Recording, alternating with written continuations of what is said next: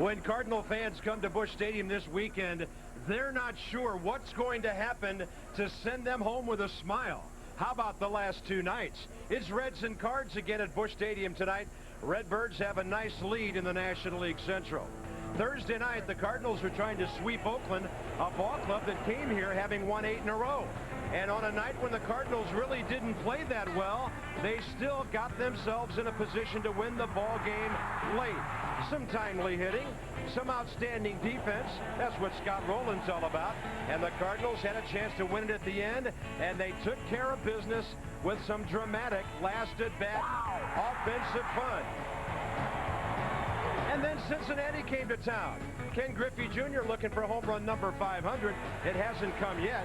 We saw some good old-time defense from Jr. And again in the ninth inning, the Cards got a bit of a break on a ball booted by Barry Larkin. Bottom of the 10th, Albert Pujols would take care of business. An opposite field shot off ex-Cardinal Mike Matthews. And again, the dugout would erupt. The Cardinals with another come-from-behind win. And what an exciting homestand it has been so far. Bob Carpenter, Rick Horton, welcome to Busch Stadium. Who knows what's in store for our ball club tonight? And Rick, when you win games the way the Cardinals are winning right now, what does that do for you from that confidence standpoint? It's absolutely huge. This team knows it's good, but there's something about winning games late. Now, the other teams the last couple of nights have given away runs with errors late in the game, but the Cardinals still had to capitalize with that big hit. And to me, that's the kind of thing that really gets a team going. It's kind of a building block for having a really good season. Now, too early to get too excited about calling them a team of destiny, but those things are huge to get your confidence going. Cardinal fans are talking about it. I had one tell me today, this is our year when you see things like this happening. And Rick, it's not the same guy every night. Reggie Sanders early in the week, Marlon Anderson atones for some of his defense, and then of course Albert comes through big time last night. The real exciting thing about these late finishes is it's camera day today, and you like to have good comebacks the days before camera day, because then you're all smiles and everybody's happy and telling you how good you are. But it is a different guy every night. Marlon Anderson, it's Scott Rowland, it's Albert Pujols here last night. Just a lot of excitement top to bottom in this lineup. The things championships are made of. So Cardinal fans getting ready for another exciting night at Busch Stadium. The Reds have been in first place more than anybody this year, but it's the Cardinals for now. Busch Stadium as the Cards and Reds get set to hook up here. The Cardinals Stadium update is presented by the Jones Company, building homes since 1927.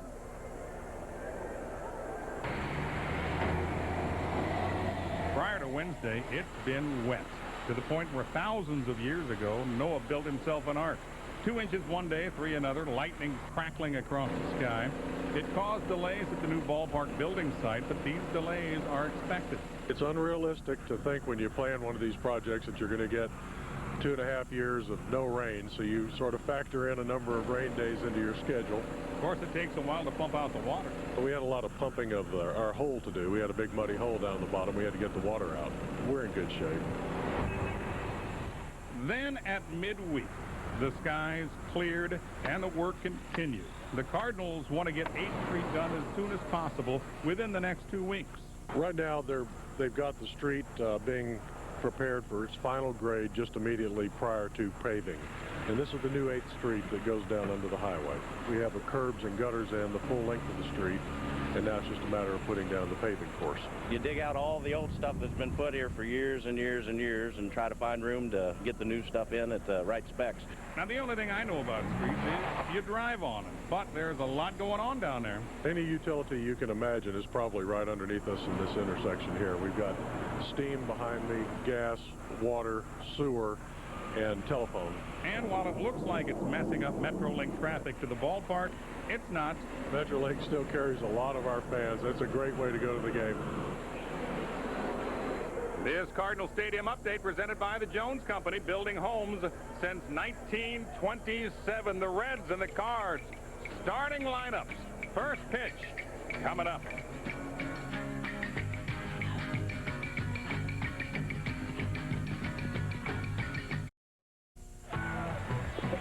Cardinal Baseball on WB11 is brought to you by Smooth Busch Beer, easy drinking Busch Light. By your local St. Louis Chrysler dealers. by Southwest Airlines. Over 2,800 nonstop flights, 60 destinations all across the country. And by AOL Netscape, introducing the new Netscape internet service. Get online for just $9.95 a month. Magnificent weather, baseball weather, winning baseball weather. And it's kind of like a magical kingdom down here this weekend. First half of our Jeep pitching matchup is Woody Williams, brought to you by your local Jeep dealers. Woody's coming off a nice start in Texas, where he gave up just 4 hits and 6 innings of work, walking just 1 batter, trying to get that consistency that he's had the past couple of years. Woody's a good fielder, and he throws out speedy Jermaine Clark. Clark was not supposed to start tonight. Felipe Lopez, who's coming up in a moment, was supposed to lead off and play second base. They scratched Barry Larkin about an hour and a half before the game today. That's why the Southwest Airlines lineup for the Reds is a little bit different. Griffey's in there behind Casey, Adam Dunn, so their big guns are there. Southwest, 2,800 nonstop flights, 60 destinations.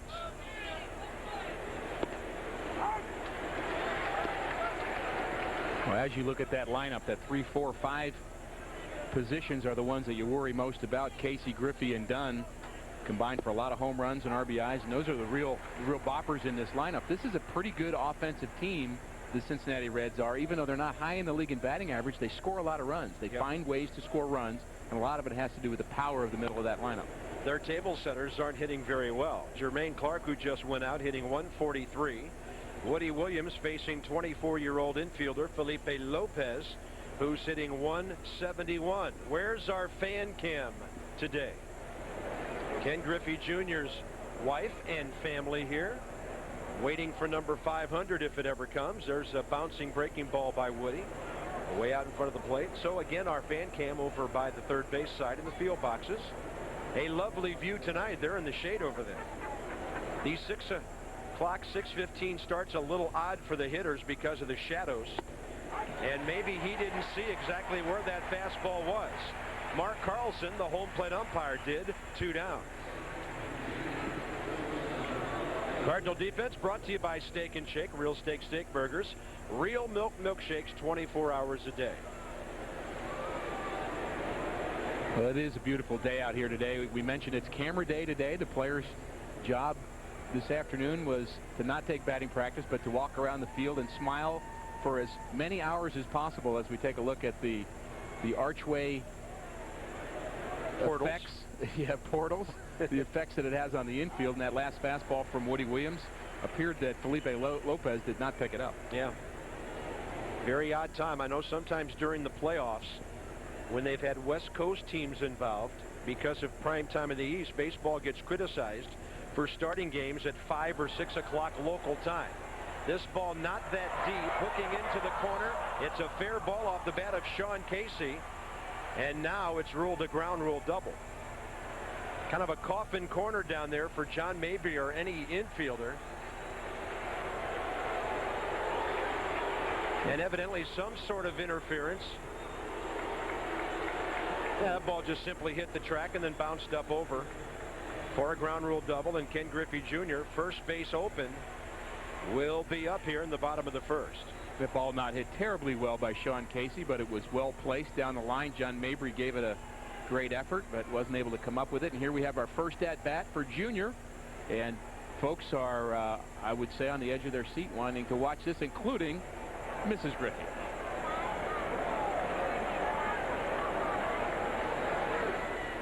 She's probably ready for him to hit it, Bob, wouldn't you think? I think the whole family's ready for this thing to be over. They're thinking, do we have to come to every game until you hit one? Which I suppose they will. Which means she'll travel with him until he gets it done. Boy, you know, the Cardinals give visiting teams nice seats, don't they? They do. Look out, Cardinal dugout. That ball way in on his hands. Rick Horton thinks he gave up a home run once to Ken Griffey Sr. Not Junior, but Senior. And he could hack. He was a very good hitter. I also struck him out a few times. I forgot to mention that to you. 1 ball, 1 strike. 18 homers on the year for Ken Griffey Jr. Tied for 3rd in the league. His RBI total is way up there. He has been on the disabled list 10 times. in his major league career. If not for that, we may be watching him hit number 600 tonight, not 500. Absolutely. 2 balls, 1 strike. Hitters count. Breaking ball, that it gets away from Molina. Yadier appeared to be jumping at that ball. I'm not sure he got a glove near it, and it's a wild pitch that moves Sean Casey over to third base. Well, it looked like he was in good position to block this ball, but it takes a big jump to the right. It's a breaking ball, and it just skips to the right, actually hits off the side of Molina. He probably wasn't square enough to keep that ball in front of him, and we're not used to seeing that ever happen. Cameras, flash bulbs, and a 3-1 count could get them flashing again. There goes the bat. The ball is foul back behind home plate. We've seen cameras and flashing at Busch Stadium before. That kind of reminds me of something. I can't believe it's been 6 years. That's 6 years ago, Mark McGwire. I guess I was 18 then when that happened. That does seem like yesterday. But what an exciting time that was, and seemed like every fan in the stadium had a camera back then. Hey, we got a buddy over there working our first base camera, John Lawrence. I'd like to welcome him back. Griffey takes one up high. John's been battling some health problems. Great to see him back in the saddle tonight. That's his shot of Woody Williams right there. And Griffey walked. There are scattered boos throughout the ballpark. No matter the circumstance, first base open, when he's going well, you would always work him carefully.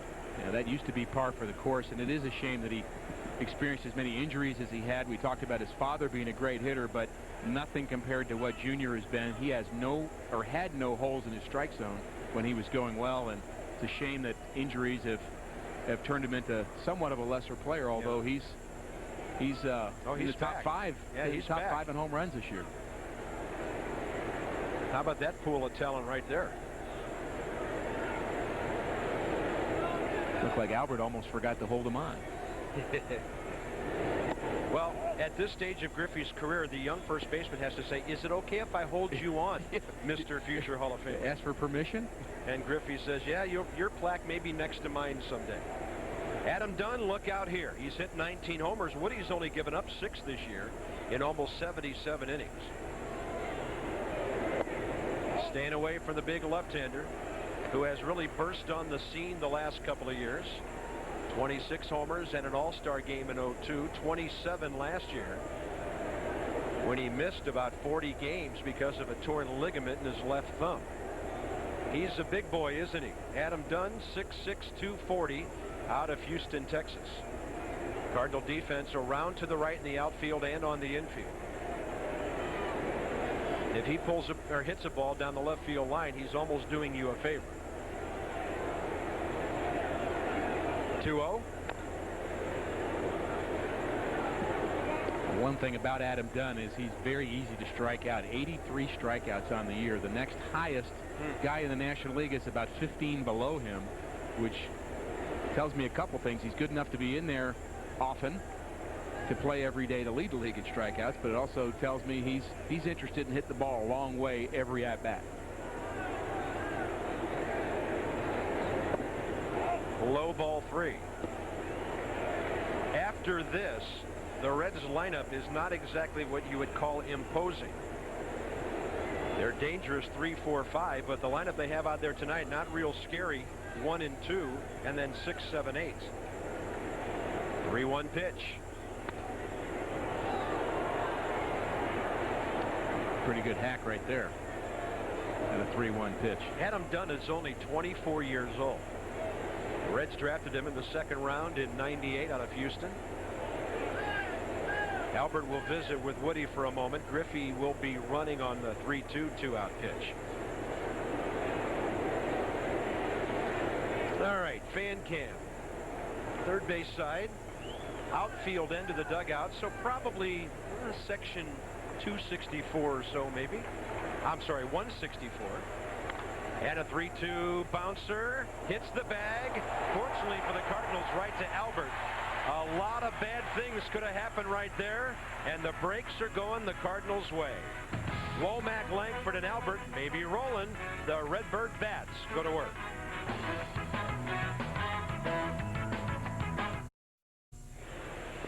Cardinals third in the league, hitting a .275, facing Jose Acevedo tonight, 26-year-old right-hander. And the pitching matchup brought to you by your Jeep. If it's not trail rated, it's not a Jeep 4x4.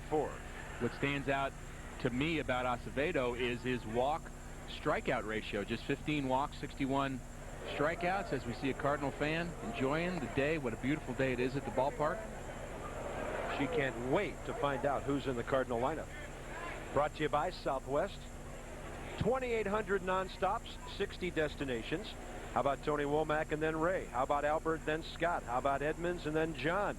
How about Edgar and then Yadier ahead of Woody Williams?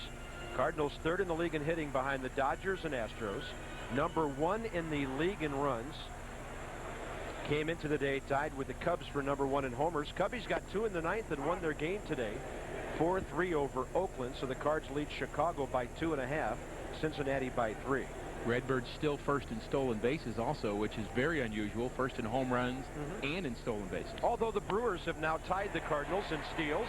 Womack slaps one to right field, and he'll stay at first base. Dave McKay told him that Jacob Cruz did a good job of getting to that ball in a hurry. And the Cardinals have their leadoff man on, who is now hitting close to .370 in the month of June. He's had a nice couple of weeks stretch right here, and he's doing his job getting on base. Had a couple of power outputs on a road trip about 3 weeks ago, but really his job is to just get on base, walk, base hit anyway. He hasn't stolen too many bases in the last couple of weeks. He's still stuck on 13, but he has been very successful when he has gone. Brandon Larson on the grass at third. Fortunately for the Cardinals now, the sun pretty much behind the pitcher's mound. It's not between the rubber and home plate anymore like it was for the top of the first. And Ray takes a strike. Shadows creeping to the east as the sun sets behind us. Dangerous sun field out there in left, and depending on which way Griffey's looking, in center.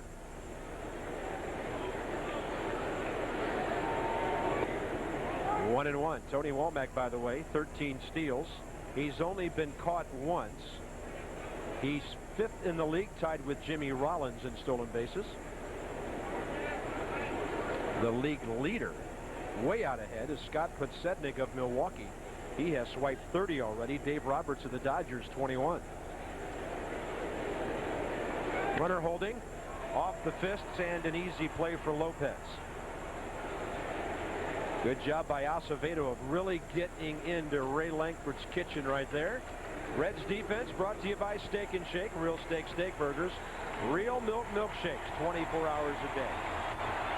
Well, Albert sure did give us a thrill here last night as we take a look at the Reds defense. Acevedo had to be very careful to number 5. Game-winning walk-off home run here yesterday. And Albert, though he has not been swinging the bat quite as well as he did before his hamstring, is starting to inch his way back, I think, to that same level of comfort he had 2 weeks ago. Juan Acevedo is right up there in terms of giving up home runs. 3rd most in the league, 15. Last night, Albert against Mike Matthews, it was a great approach. Rick, he just went the other way. Not a bad pitch right there. Matthews with a patented sinker down and away, and Albert just hits it far enough. And look at the excitement that he had. You think he wasn't excited about doing that? I'm not sure. He might even been more excited than Reggie Sanders was the night before. I like to see emotion out of Albert, because we always look at him. He's so under control all the time. Stoic. Yeah. But stoic for him means locked in. He's not stoic. 1 on, 1 out. Off-speed pitch popped him up. Did I see a flinch by my partner there? Did Mr. Acevedo get away with one? Yeah, he sure did right there. Albert kind of kicking himself running down to first base, because that was a hanging breaking ball right there that Albert just didn't get. National League leaderboard brought to you by First Bank. Faster, friendlier, not for sale. 91 local offices since 1910 and a member FDIC. Well, we got 3 of the top 5, and if you go to Scott Rowland, we have 4 of the top 7 home run hitters in the National League in this game tonight, and you've got guys who can give up some home runs, and you mentioned particularly Acevedo has 15. He's trailing our buddy Matt Morris, who's leading the league in that department. A lot of home runs given up. Scott Rowland has hit 17. Claudio Vargas of Milwaukee's given up 16. And then a whole bunch of pitchers at that 15 mark.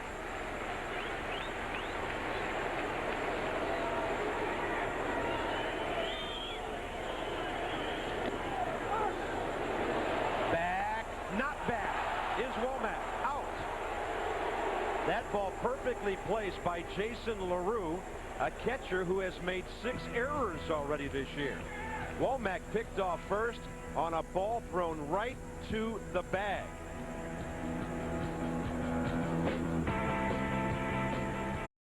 Still available for the Pirate game Friday, August 20th. You can entertain your friends or your business clients. Impress the heck out of them. Air-conditioned party suites. You can close the office early. Start the weekend early. Great outing in a party room or an air-conditioned party suite. Call 425-0600 for more information. Your friends and your co-workers will wonder, did he get a big promotion? Is she now the boss? Top of the second, Jacob Cruz leads off against Woody Williams. Sold me. Where do I sign up? 0-2 quickly. Woody getting ahead of guys here. Breaking ball in the dirt. Jacob Cruz has been around for a while. He's 31 years of age. Former Giant, Indian, Rocky, and Tiger. He spent last season at Louisville, hitting .348 for the Reds AAA ball club there. Reds have a nice geographic setup now since the Cardinals left Louisville years ago. It's about an hour-and-a-half drive, maybe not even that, from Louisville to Cincinnati. And that's where Jacob Cruz toiled last year. Out to short. Renteria plays it with a backhand. Softly to Pujols. You know, AstroTurf brought in all this backhand and playing the ball off to the side stuff. Well, this shows me that Edgar's just so comfortable with the backhand because that ball is pretty much right at him, but he just chooses to take it in front of him with the backhand. He does it very well in terms of giving with his wrist. That's what you've got to do. You've got to kind of give, and so the ball does not hit your glove in a hard way to bounce off. But even though the mechanics were good on that, I don't think Jose Oquendo would be too thrilled about Edgar doing that on every ball hit right at him. Well, I heard Steve Klein say last night it's a fine when an outfielder catches a ball one-handed. Kangaroo Court may be having to look at that piece of videotape. Well, you know, Chad will have that videotape in the president of the Kangaroo Court's locker. I'm not sure who that is. Is that Woody Williams? Who's the head of their? To find out. Eldred, we're told. Cal Eldred. And a 2-0 pitch is bounced outside third by Jason LaRue. Now he's the head judge. Here's what I talked about earlier about the Cincinnati lineup. You're done with Dunn. You face Jacob Cruz, Jason LaRue, and Brandon Larson, who's batting .217. Then the pitcher. There's the judge.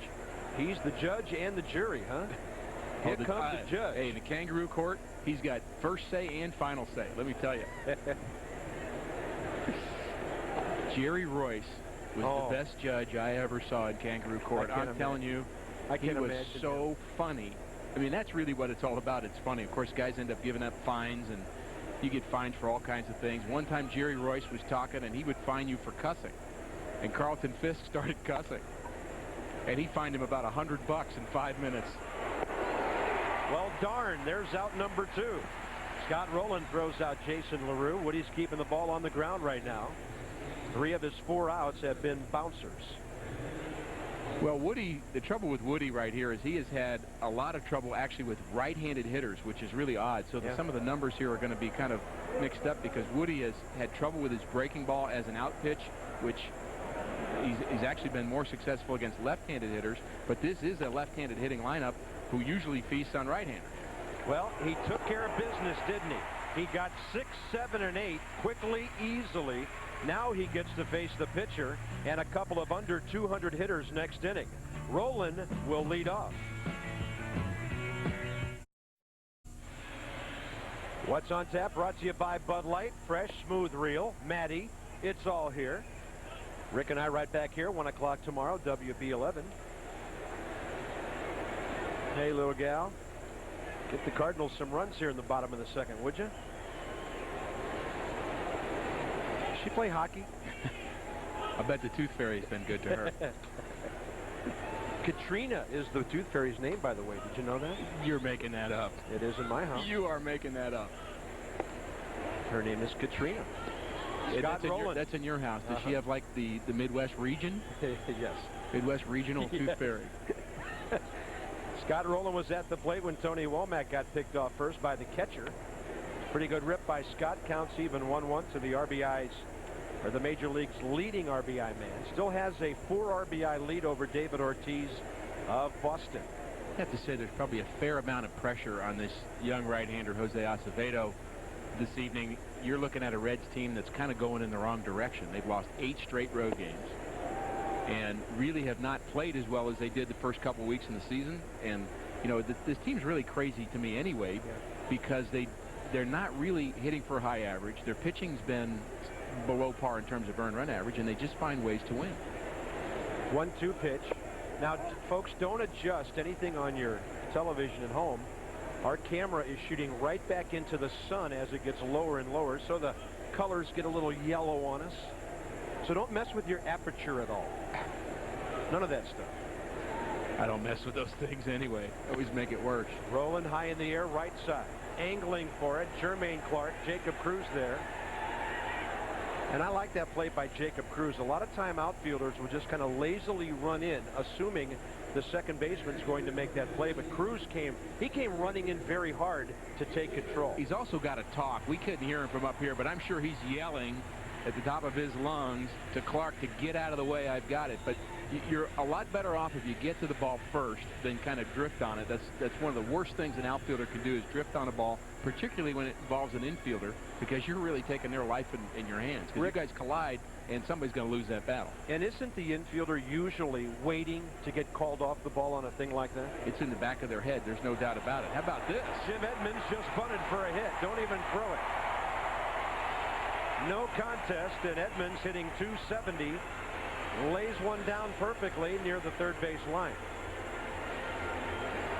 Well, Mr. Multi-talent here. We know he's got a little pop. We know he can play center field. We know he's got the most accurate arm of any outfielder in the game, perhaps. And now he's turning into Tony Womack. Hey, tomorrow it's a line drive in the box score. Isn't that what everybody I've heard that before. Well, you know, it's interesting. Jim Edmonds' year, as that bunt is just perfectly placed down the third base line, and Larson's got no chance. But it's interesting that Jim Edmonds is having a year where he has 46 RBIs, but he has them so quietly because he really has never really exploded and had put together a phenomenal week, yet he still has 46 RBIs. John Mabry goes up hacking, which he often does. Fly ball, Sunfield, left field, Adam Dunn, 2 outs.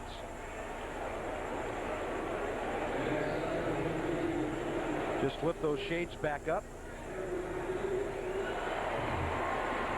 Why doesn't he leave them down the whole time, Rick? It looks like he's in the sun constantly, even looking at home plate. I think it's because they feel cool when they flip them up and down. I think that's part of the reason. Is that right? Yeah, just because you can. Okay.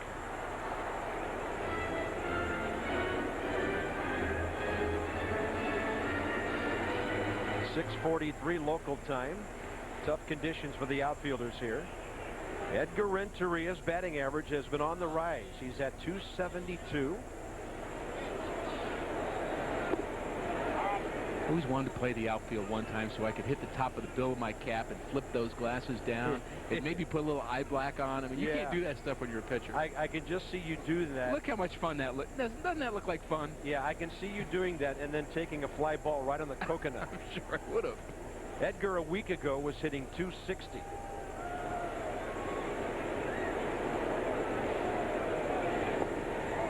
His RBIs are starting to climb a little bit also. Yeah, good to see it. He's up to 30.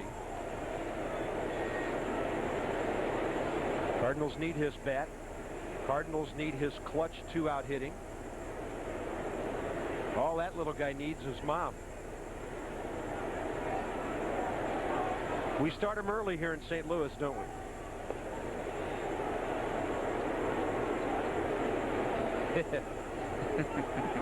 Look at that. Mom, should we hit and run here with 2 outs? What a great shot. That's our fan cam.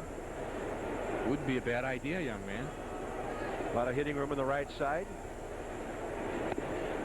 Acevedo throws a non-hit and run pitch well off the plate inside. Here is a hit and run count. People talk about the right counts to run on, the right counts to hit and run on. But when you are ahead in the count 2-1, 3-1, 2-0, those are great hit and run counts because you're liable to get a fastball and you're liable to get a strike, something you can handle. Tony's Cardinals have won 5 straight.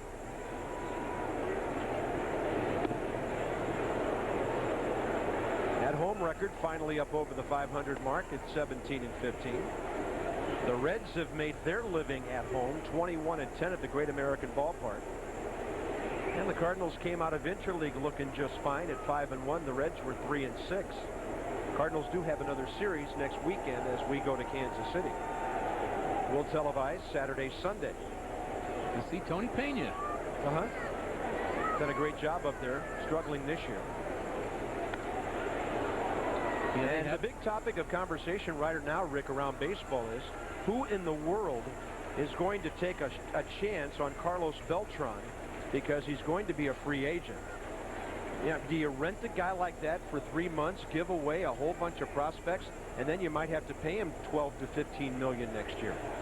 Well, you talk about the possibility of maybe signing him to a multi-year deal and trading him kind of all at the same time. You never know how they may be working out a deal like that behind closed doors, but it is a gamble if you take a guy for a short time and not know if he's going to sign. Of course, Cardinals did that with a guy named McGuire, and it worked out pretty well. It worked out all right.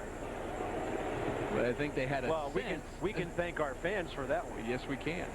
3-2 now. Edmonds will be running. John Casey will play behind it, but he'll sit there and tap that glove a few times and let Edmonds know he's still in the neighborhood. But if Edgar could plug a gap or find a line here, the Cardinals could take the lead. No score, bottom of the second.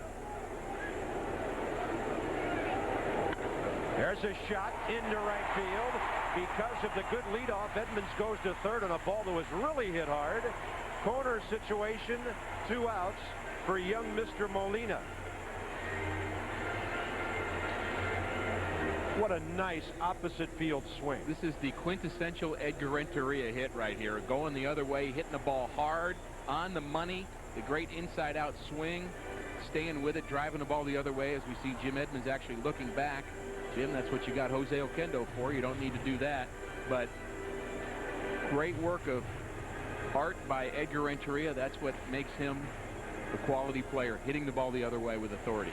Yadier Molina is 4 for his last 9. He was 4 for his first 26 as a major leaguer.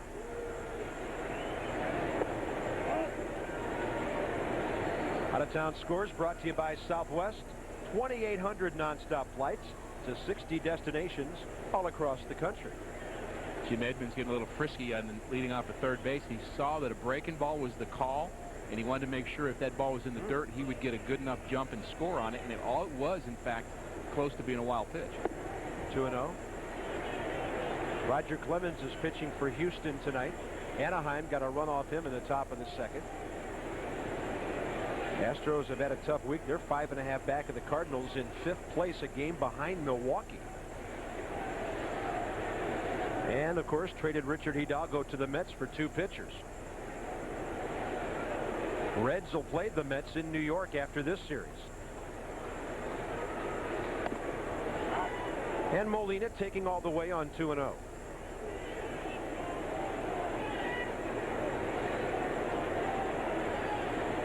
Good to see him getting some base hits, because every young guy who comes up wants to prove he belongs. Nothing will make you feel that way quicker than a 4 for 9.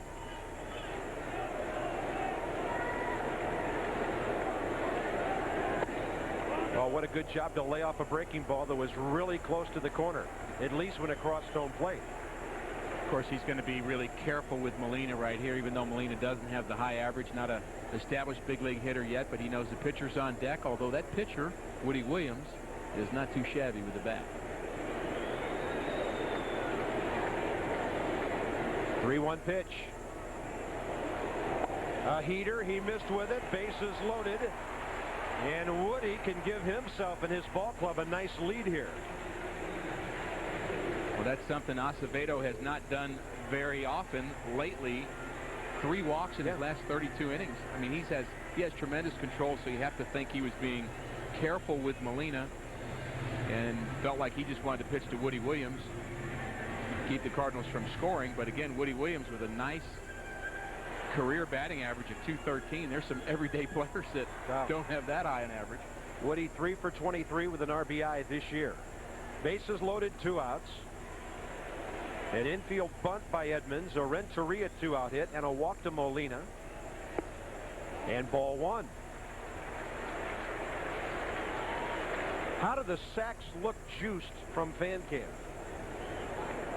A little pan to the left. Now we've got all 3 runs. And the bat. A lot to see.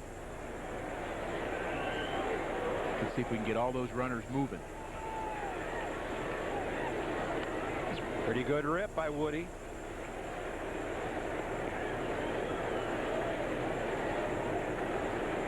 Tony La Russa said constantly his ball club would be a serious contender once they got 10 games over 500. Well, the Cardinals have gone roaring right past that. 40-27 now. 13 over, having won 5 in a row. When you're going well, pitchers get hits and drive in runs. Or they draw a walk with the bases loaded. Ball 2. One of the other reasons Woody is such a good hitter, Bob, is he knows the strike zone better than most pitchers do. When you see a pitcher hit, a lot of times they get themselves out swinging at pitches that are 4 inches off the plate because you don't know the zone. Now, why would a pitcher not know the strike zone? Well, you know it from 60 feet 6 inches, but you don't know it when the ball's coming at you. I don't know what the difference is. A different angle, I guess. That's a strike. Good fastball by Acevedo. But how often do we see a pitcher flailing away at a ball that's a foot up in the air over his shoulders, or a breaking ball that's in the dirt, because they just don't have the discipline that Woody has? Speedy runners at third and second. Edmonds and Renteria. Molina behind them with 2 outs and a 2-2 coming. Woody went for ball 3 and struck out. So much for discipline. Cardinals get a couple of hits and a walk. They've stranded 3 runners, had 1 picked off. And after 2, no score on a beautiful baseball night. Into the 3rd inning we go. Scoreless game, Cincinnati and the Cardinals. What a series it's been. And it's time to talk a little bit of Cardinals care with Tim Hanser and Keith Brooks. Tim, you said to me that this is the most exciting year you've had in a while, isn't it? Well, we're real excited about this Redbird Rookie Youth Baseball program. A lot of benefits for the kids on the field and particular benefits for the kids off the field. As Roland fields and the bat goes flying and Roland gets his man. Tell us about some of the benefits for these kids, Tim. Well, the Redbird Rookie plan is one where we provide all the bats, balls, gloves, all the equipment the kids need on the field.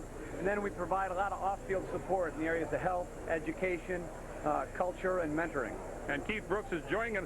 Keith, you're running that program, aren't you, pal? Yeah, that's my baby, Rich. It's been exciting to just see the kids receive all the equipment and see just the whole community galvanize around this program. We have a lot of great partners both on and off the field. Inner city kids, is it all over? Is it city, county? It's city, county, and we also are servicing kids on the east side as well.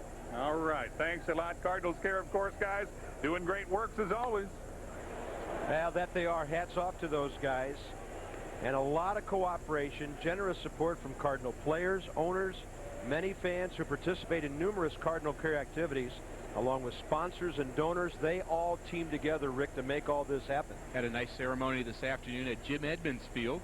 There's also an Edgar Renteria and, of course, a Jack Buck Field in University City. And this league will serve more than 2,000 kids on an annual basis, age 5 to 13. And a lot of leagues, a lot of kids out playing baseball, which is just absolutely wonderful to see. And Cardinals Care deserves a lot of credit. And I think they've had their dream come true here this year with this league opening up. I hear there are plans in the future down the road, a while down the road, for Rick Horton Park. It'll be a home run haven. I want it 500 feet, 500 feet to center. That's good. 1 ball and 2 strikes to Jermaine Clark. And a little pop fly left side. It is slicing into foul territory. Scott couldn't get there. Woody Williams, first time through the batting order with the help of Scott Rowland, who has 3 assists, has registered 6 ground ball outs.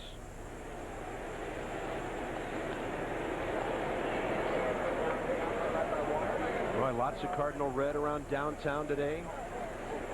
Redbird fans taken to the streets early. A lot of folks enjoying the Jefferson National Expansion Memorial, which we know as the Gateway Arch and the surrounding park. A lot of folks having a great time in this wonderful tourist city this time of the year. That ball hits Jermaine Clark. Did he even move or attempt to get out of the way? Well, it looked visually, at least on first glance, that Fernando Vina'd this one, because it looked like he just kind of leaned right into it with his elbow and let it hit him, and you used to never get away with doing that. That rule actually is you are supposed to make an attempt to get out of the way, and I'm not sure he's glad he did it, because that hit him pretty square on the elbow. Looked like it might have hit him in the tricep, but that is the way the rule is stated, and it's just not enforced that way. Felipe Lopez is next. Is this game ever going to do anything again to help the pitchers? Ever? I mean, everything seems to be in favor of the offense. Now they can stick out their arms and go to first base. Well, you know how I feel about that, Bob. You're talking about somebody who just sees the negatives. I love 2-1 games. I love 3-2 games, and I think, you know, the home run is an exciting thing, but I'd rather have a guy earn it than give him every advantage. Fastball misses. We're approaching the 7 o'clock hour here in St. Louis. Cardinal baseball on KPLR TV, St. Louis, WB11, flagship station of our Cardinal television network. Bob Carpenter, Rick Horton, Rich Gould, our outstanding Bud Sports production crew from our home ballpark on a gorgeous, perfect Saturday night. 1 ball, 1 strike. You know, some of those hitter advantage things that we're talking about are, of course, lowering the mound, which was done, I believe, in the early 70s. Right after Bob Gibson's 1.12 in '68. And that has had a dramatic effect on the pitching-hitting balance. Of course, the bats are harder. Bats are a whole lot better than they were even 10 years ago. And many of the parks are shorter. Of course, the players are also stronger, which you have to give the hitters credit for that one, because they've really taken to this weightlifting. As we look at even the pipes on Felipe Lopez right there.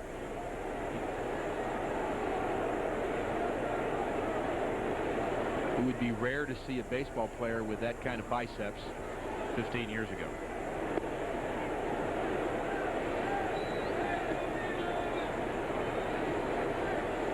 He looks a lot like you, Bob, actually. Yeah, give me one of those short sleeve jerseys, some black sleeves, 21-ounce bat. Of course, it was hard to look real muscular in those powder blue uniforms all those years ago. Yeah, your double mitt those were pretty studly. Off to the left side with the runner going. Jermaine Clark had started on the pitch. We can blame the Pirates for all those. They were the first double knit pullover team, weren't they? We are family. Worked for them. Felipe Lopez, 24 years of age. He's from Puerto Rico. Originally drafted by the Blue Jays, who really thought he was going to be something at shortstop. They drafted him in '98 in a 14 deal, moved him to the Reds 4 years later. 2-2 instead over to first. A low throw. And when Albert picked that thing, that made the ball be very close to that returning runner.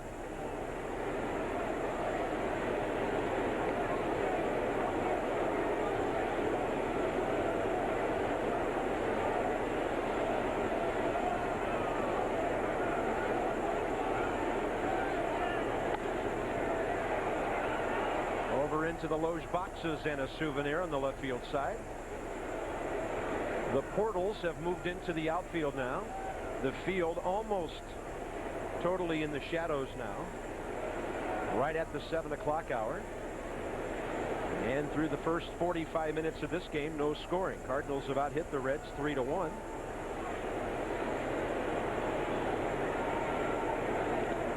And a breaking ball gets away from Molina.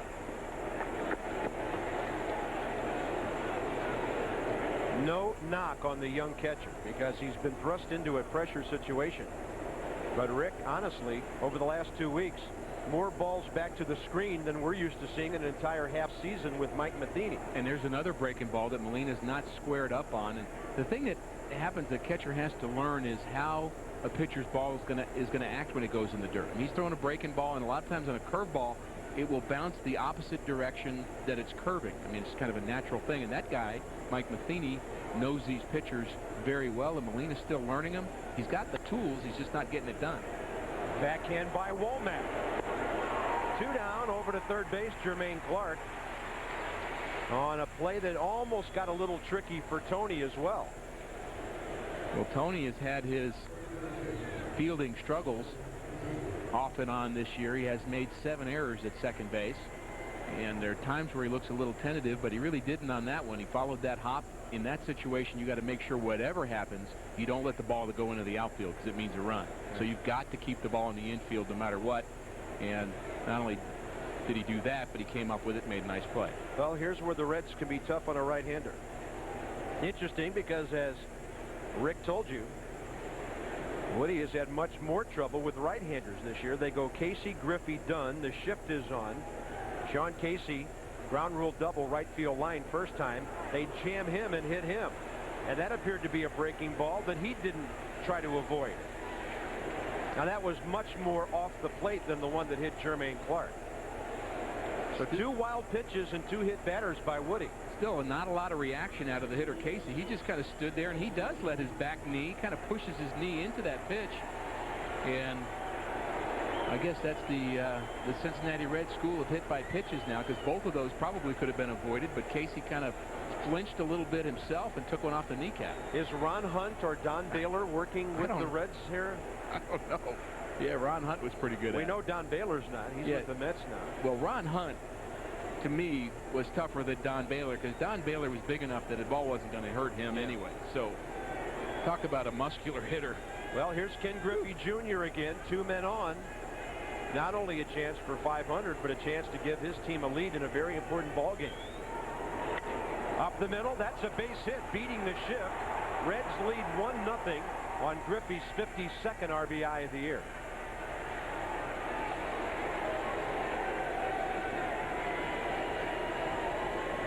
Well, all this is set up by the wild pitch in the dirt that allowed Jermaine Clark to go to second base. Put the Reds, or give the Reds somebody in scoring position, and Griffey makes great contact. Ball out over the plate, drives the ball up the middle. Look at his eyes on the ball the whole way. He's seeing that ball all the way up the middle, hit that ball hard. Woody Williams made a great effort to try to come up with it and snag it, but he came up empty. Inning gets no easier here with Adam Dunn.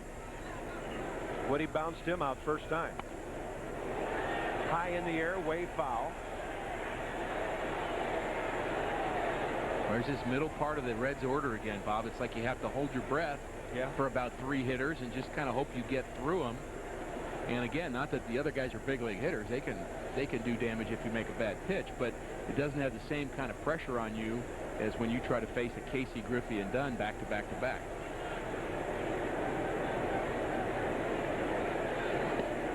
Then a fastball away.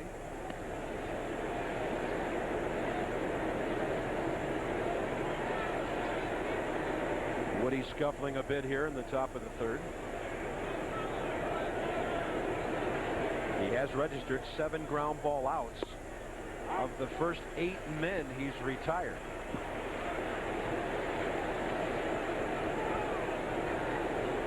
Pretty nice velocity on that last fastball out of Woody Williams. I'd say he's probably 1 or 2 mile an hour slower this year than he's been in the past, but he's a good enough pitcher. Usually he can pitch around that.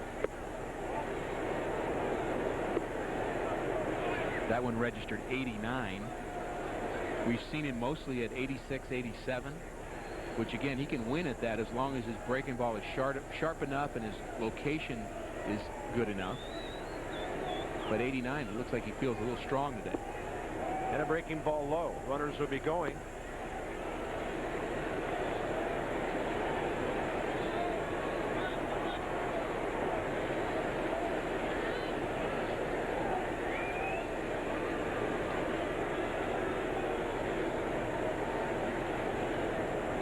And some of this is to be expected with a new rookie catcher. I got to tell you, I hated this situation right here. You got 3-2 count. You've just thrown a ball.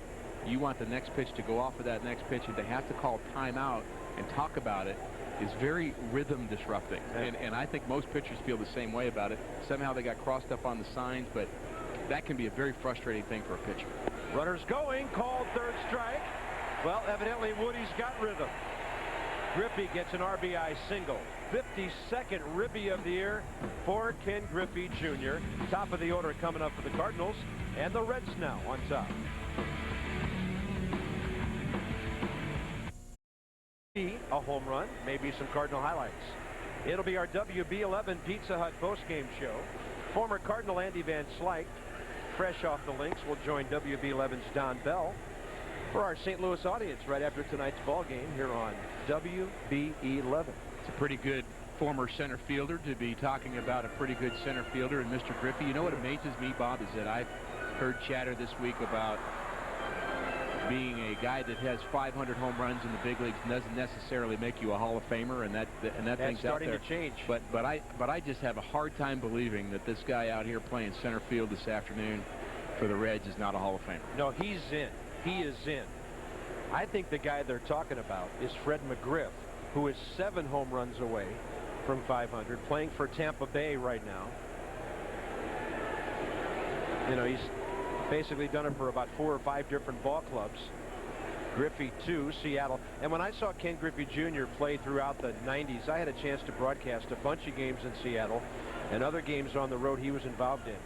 I thought there was no doubt that he was the best player of his time. Barry Bonds has probably taken that over because of Griffey's injuries. But this guy was able to do things defensively, offensively.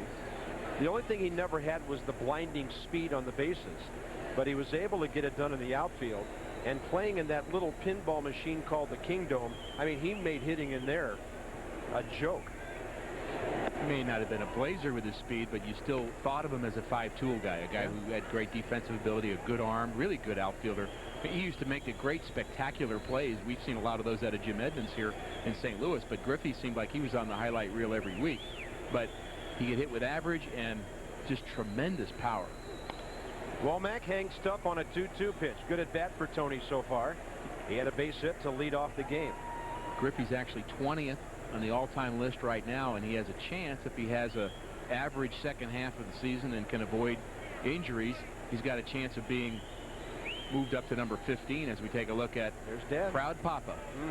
You know, Ken Griffey Jr. is only 34 years old.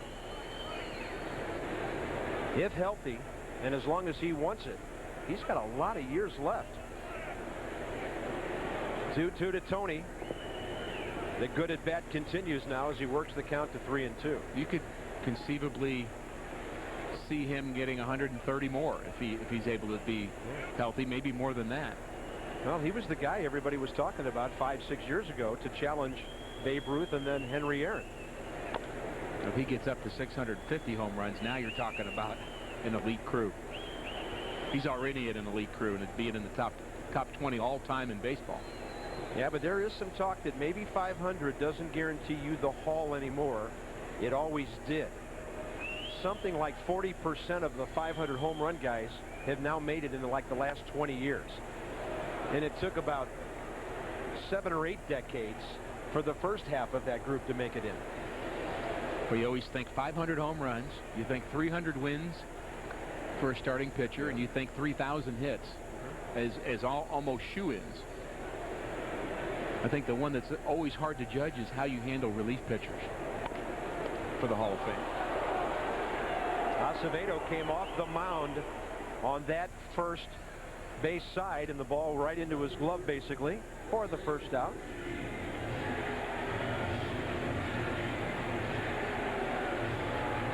Ray Langford popped up to short his first time.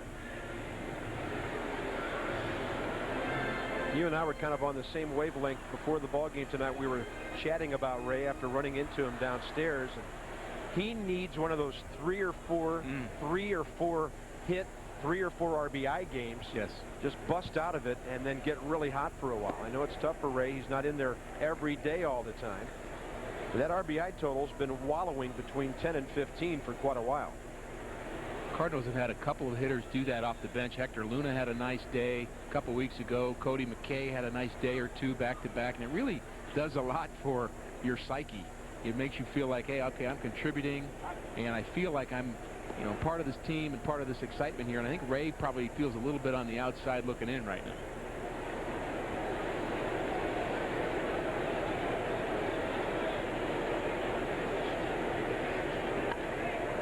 Out of play to the left. Don't talk about outside looking in. That's really how Ray felt the last year or two. He's happy to be in. Yeah, he was way outside. Yeah. He was way on the outside looking in. It's still an amazing story that he's back in this. How about that seat? Missouri Botanical Garden contributing to tonight's show. 1 ball and 2 strikes.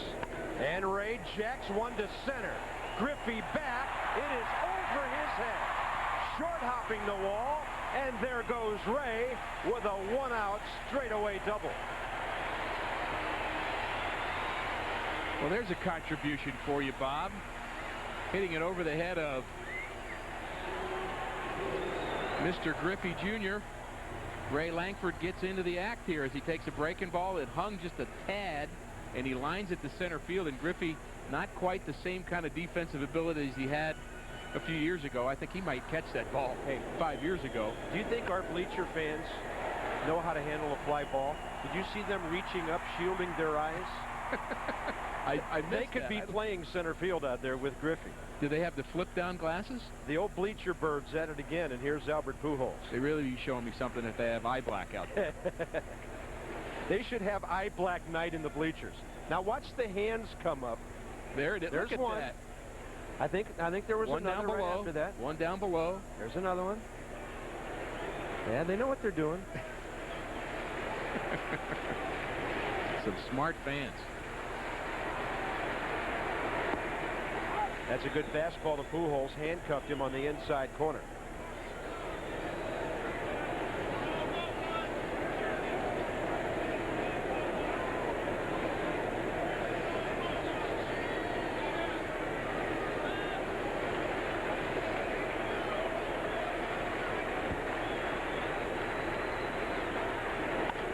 Up the middle. Terrible fielding position.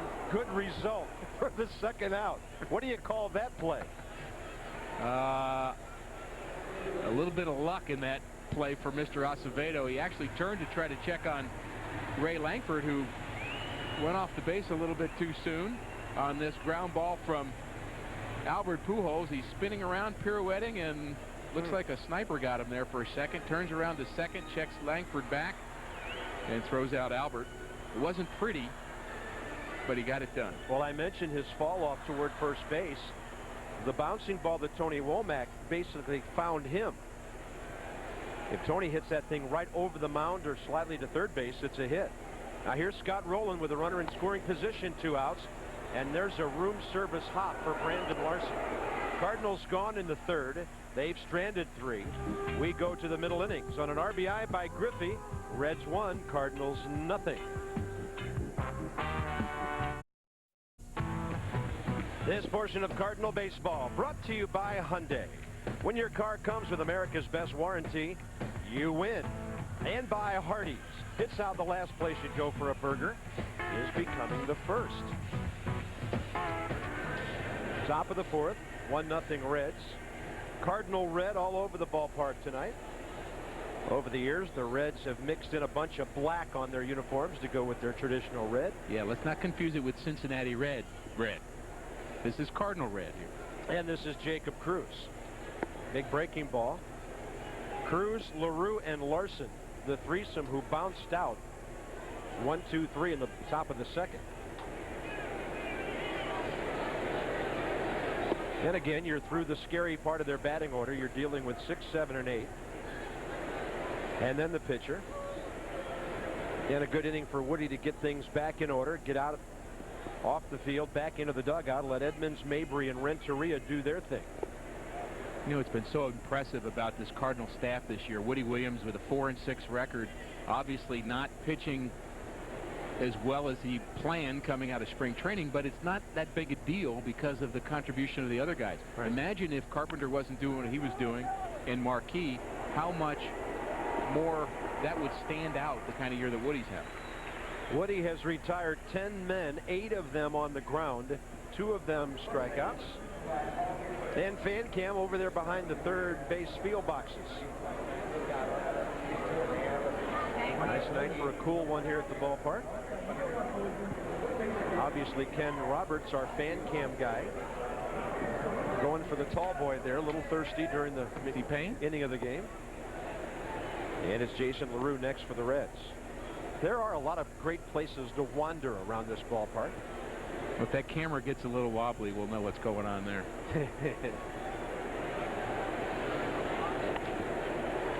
Deep short, but it's cut off by Rowland. Another ground ball out, 9 of them by Woody.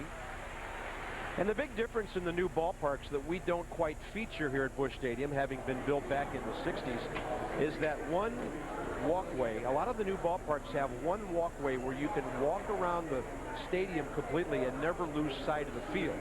Now, level 4 at the top of the loge level is as close as we come, but the scoreboards do block you out. And I don't know if that's going to be a feature of the new ballpark, but a lot of the new parks do have that, where you can go for a leisurely stroll and never miss one pitch of the game. And Mark Lamping even talks about how there will be a place out in center field. If you take a look at the plans, if you ever get a chance to, I'm sure they're on the Cardinal website, but there's actually going to be a place where people outside the stadium can see the game from center field. Huh? How about that? I mean, you're talking about people just can wander by, and there'll be kind of a standing area where you can look down on the field and watch Cardinal baseball. Cool. 2-0 to Brandon Larson. I do know WB11 has plans for you and I to broadcast a game from the Arch some night when we... Oh, man. I get a little claustrophobic, but I'll do it with you, Bob. 3 hours up there? Well, getting up there will be the hardest part. Once I'm up there, I'll be fine. You know what? We'll send Rich. Okay. Good idea. Oh, I'm liking that. It's going to be fun, though, to look out and see downtown. 3 balls and a strike, and Woody walks the number 8 man. Didn't want to do that. Now he'll deal with the pitcher. There are 2 outs. The reason that young lady's being pursued because she had the audacity to show up with a Cubs shirt.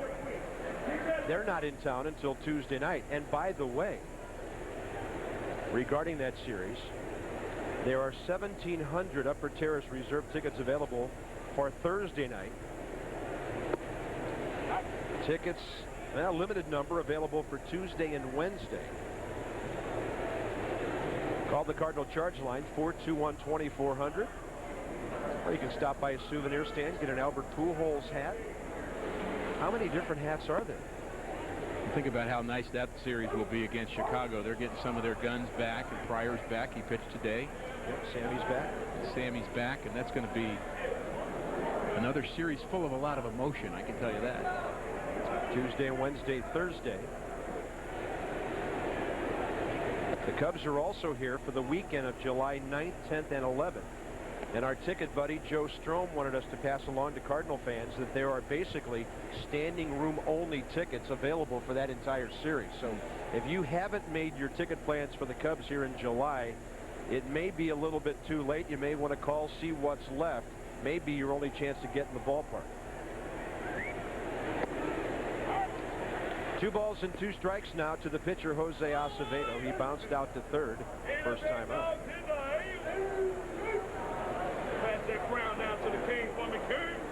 That man is happy it's not 95 degrees today. It is beautiful out here at Busch Stadium. Makes their job just a tad easier, wouldn't you say? Yes. And on this 19th of June, a couple of happy birthday wishes to go out. My little sister, Mary Carpenter, has a birthday today. All right. All our best to Mary. And then Michelle Yount of Mexico, Missouri, the older sister, I was told, of Melody Yount from our PR department. Happy birthday to Michelle, watching the Cardinals down in Mexico, Missouri. Melody added quickly that she is the younger of the two. Happy birthday, girls. Well, I've got a wedding wish. Cardinal fan Jennifer Anke's getting married today, and her husband, as of right now, Brian, are very excited about being Cardinal fans, and they're thinking about the Cardinals on their wedding day. I hope that changes at some point later in the evening. 3-2 pitch fouled away. Well, you can think about the Cardinals for a while on your wedding day. Hey, we love Cardinal fans, married, single, whatever.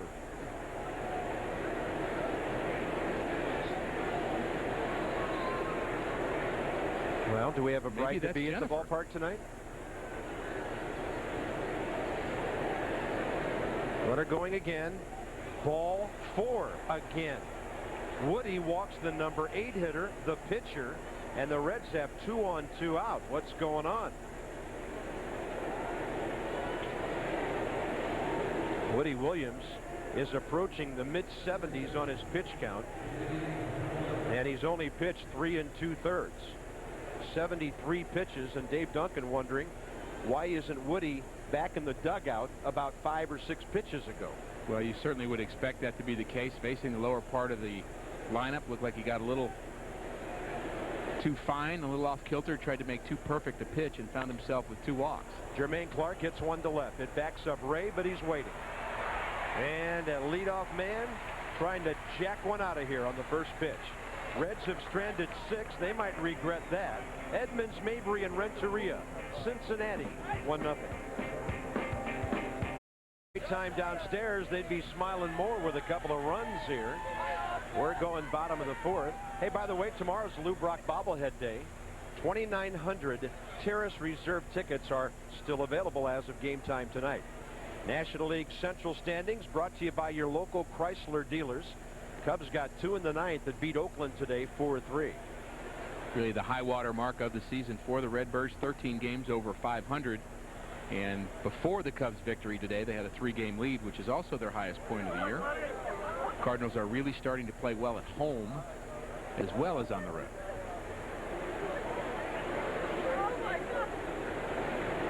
Jim Edmonds Field was dedicated here in the St. Louis area today. They had a beautiful ceremony. Jim was there, Tony La Russa, Tim Hanser, Fred Bird. He celebrated with a bunt base hit first time up, and he leads off here in the 4th.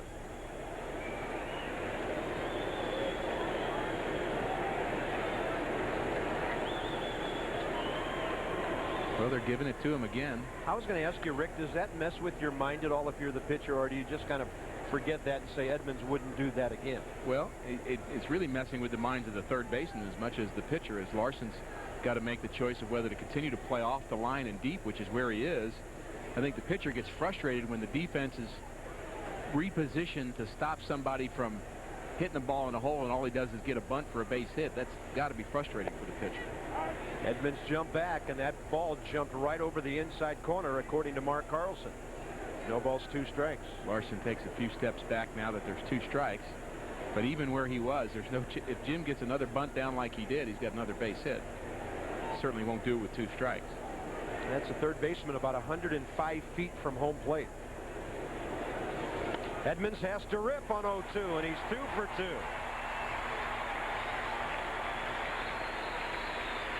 Too much of the plate on 0-2 there, Rick? Well, it was a pretty good swing at an 0-2 pitch. We'll have to check the location from Acevedo. It looked like it was down, but not down enough, and it was right in the center of the plate. So that's the worst part of that pitch from Acevedo. And Jim Edmonds, even though there was a shift to the right side, still finds that hole right up the middle for his 2nd hit of the day.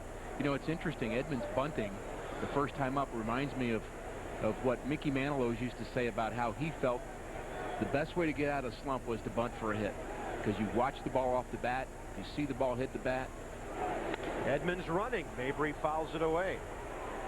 And maybe Jimmy took a page right out of the Knicks book.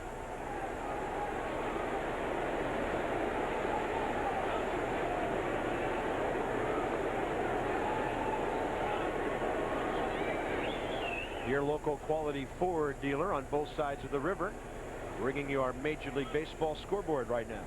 John Mabry flied to left first time up. He's had a hard time getting around on Jose Acevedo. Breaking ball, hit to Casey. To short for 1, and back for a 3-6-3.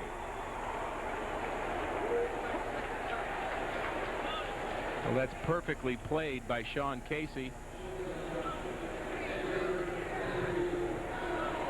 Very tough play for a first baseman. He's got to throw the ball and run back to the base and all in one motion, and he gets back in plenty of time. And a little pump of the fist right there by the pitcher. We heard him go, yeah. Don't think he wasn't happy. Well, you appreciate you when your defense makes a good play behind you. He knows that that's not an easy play for Sean Casey. He also knows that he may be the guy having to take that play at first base, but anytime the ball is hit to your left, when you're a pitcher, you've got to cover first base just in case, and he was just as happy that Casey was able to get back and make the play. Cardinals have had 5 hits. A runner picked off by the catcher, a double play ball, 3 stranded in the second, a Langford double wasted in the third. It's been a little frustrating for the home team so far. Edgar put a nice swing on a base hit to right field back in the second. Well, it's frustrating that Mabry had a really tough pitch to handle on the hit and run on the first pitch. It was up in the zone, a hard pitch to get on the ground, which is what your job is in a hit and run situation. So they didn't get the pitch they were hoping to get on the first pitch from Acevedo and end up hitting into the double play, which is what they were trying to avoid.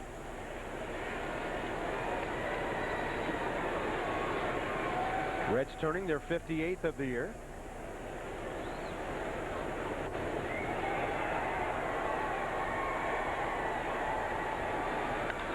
Edgar under the pitcher, off the glove of Clark.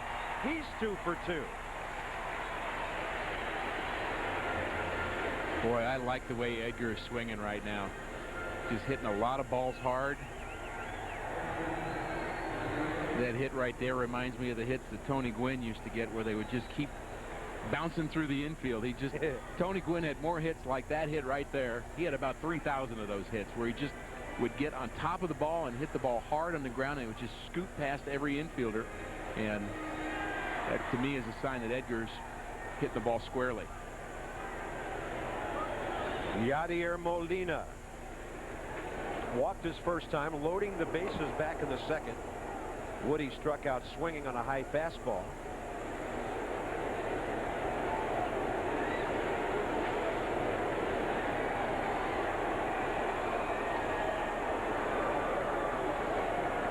Yadier hit 1 homer and had 14 RBIs in 36 games at Memphis when he batted .310. Puts a bit of a charge into this one. It backs up Jacob Cruz almost to the track, and the Cardinals are gone in the 4th. They've stranded 5. To the top of the 5th we go. Good hitters coming up for the Reds, who lead 1-0.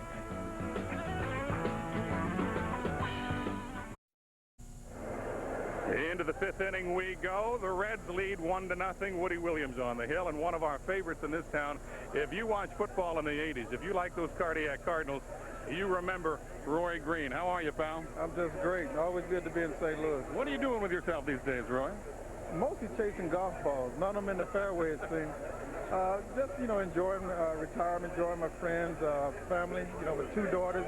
I don't know if I need to say this, but I'm actually a grandfather now. So, no way! Yeah, I spent a lot of time with my granddaughter.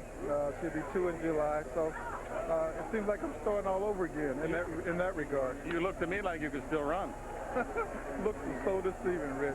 So deceiving. I tell you, Roy won't remember this, but we played golf years ago, about '83 in Quincy, and you were no good. But now, I know you're playing golf with guys like Van Slyke, on all the celebrity tours, your buddy Michael Jordan.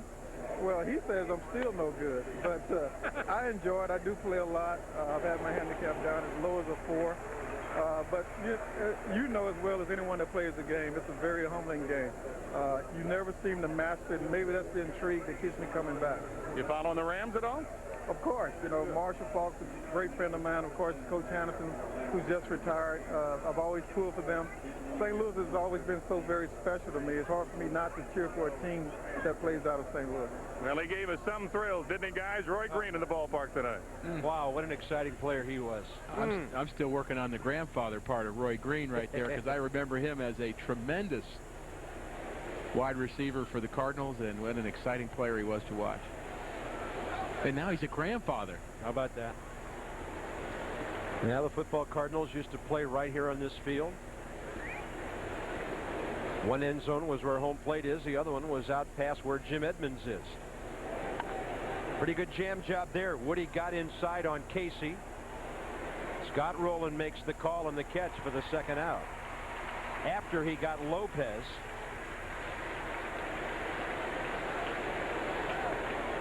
Roy Groon actually used to be my neighbor, Jr., as well as Tom Herr and Terry Pendleton and Neil Allen. It was kind of tough for me to make all neighborhood, actually. Tito Landrum was in that neighborhood. I thought of Tito today because you weren't the best looking guy either. No, I wasn't. It wasn't a lot of things in that group. I thought of Tito today because it was camera day, which was, you know, back then it was called Tito Landrum Day because he loved the camera. He'd go on the disabled list for a week after camera day because he was just too tired. Now, wait a minute. Does Dad have an instinct, a feeling here? He might. Is something about to happen? Flash bulbs popping. Strike one. Griffey Jr. has walked. Singled up the middle for the only run in this game. Not to be forgotten, he's one of the league's RBI leaders with 52. And Dad is locked in.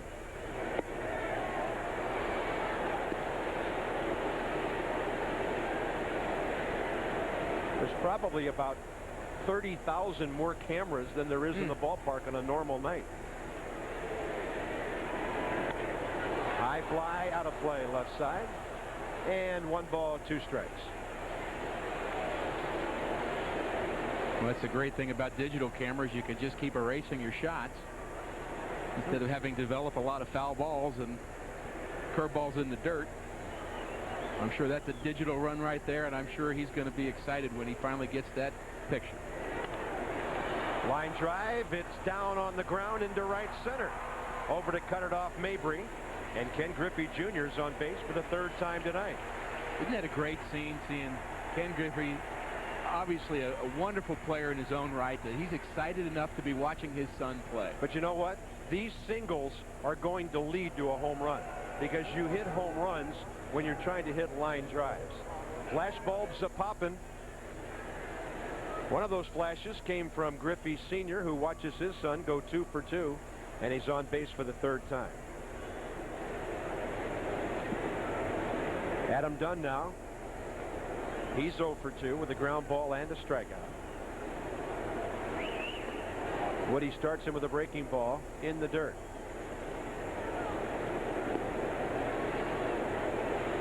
Well, we mentioned that Junior has already hit 5 home runs in his career off of Woody Williams, so obviously he's very comfortable in the box against him, which shows his 2 for 2 of the walk evening so far.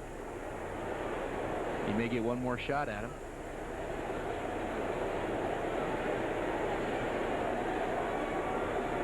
Adam Dunn's like a ticking time bomb when you face him, and he's 0 for 2. 1 home run less than Jim Thome for the league lead. Great fastball down in the zone, evens the count.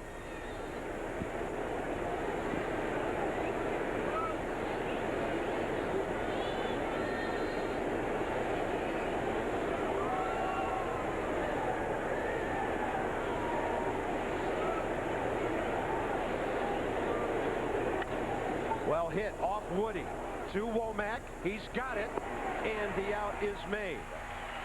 11 ground ball outs, and Woody Williams contributed in more ways than one to that one.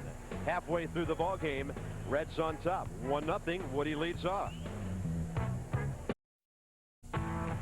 This portion of Cardinal baseball on WB11 brought to you by your St. Louis area Lexus dealer, who invites you to test drive a Lexus this weekend. By your St. Louis area Toyota dealers, and by Harrah's. Get to Harrah's Voodoo Cafe and Lounge for the best in sports and viewing.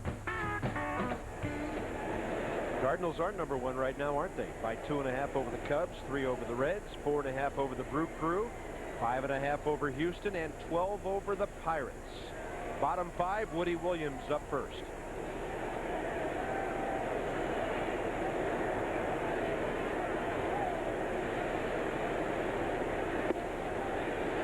Woody struck out with the bases loaded, ending the 2nd. 3 for 24 on the season.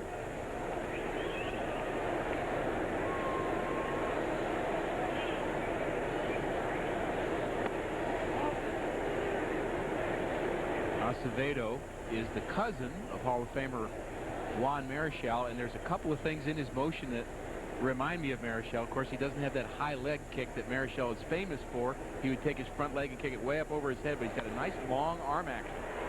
Oh, for one like that last time. Woody leads off the bottom of the 5th with a base hit. And the Cardinals have 7 base hits their first 2 times through the order. When the Cardinals score 7 to 11 runs, come into the Casino Queen's Riverview Grill, noon through dinner the next day for $1 handmade personal 7-inch pizzas. Casino Queen, where the loosest slots just got looser. Official sponsors of the Cardinals. Top of the order, Tony Womack, 1 for 2.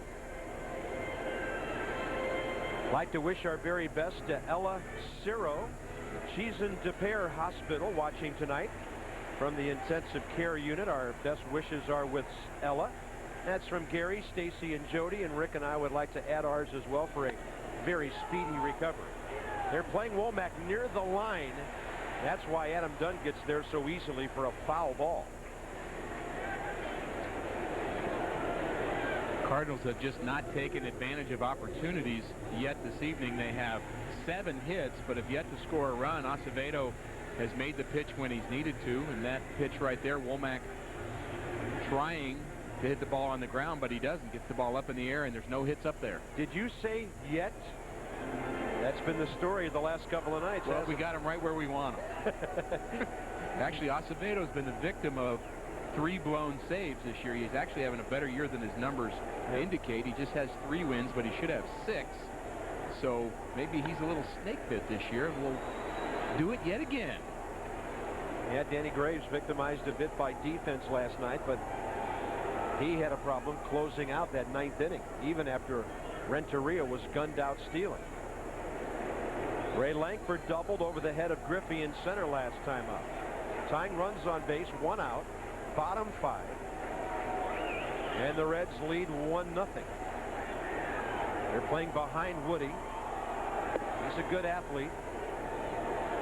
Could score on a gapper, could go to third on a base hit at an outfielder, because he's getting a chance to get a good lead off at first.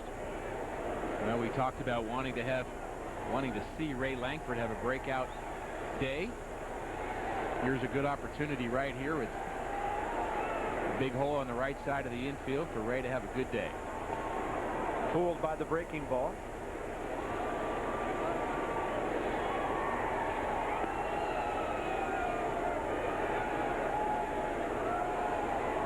We saw how Ray likes the ball down when he took that 0-2 pitch about ankle high to the 402 mark in center field last time up.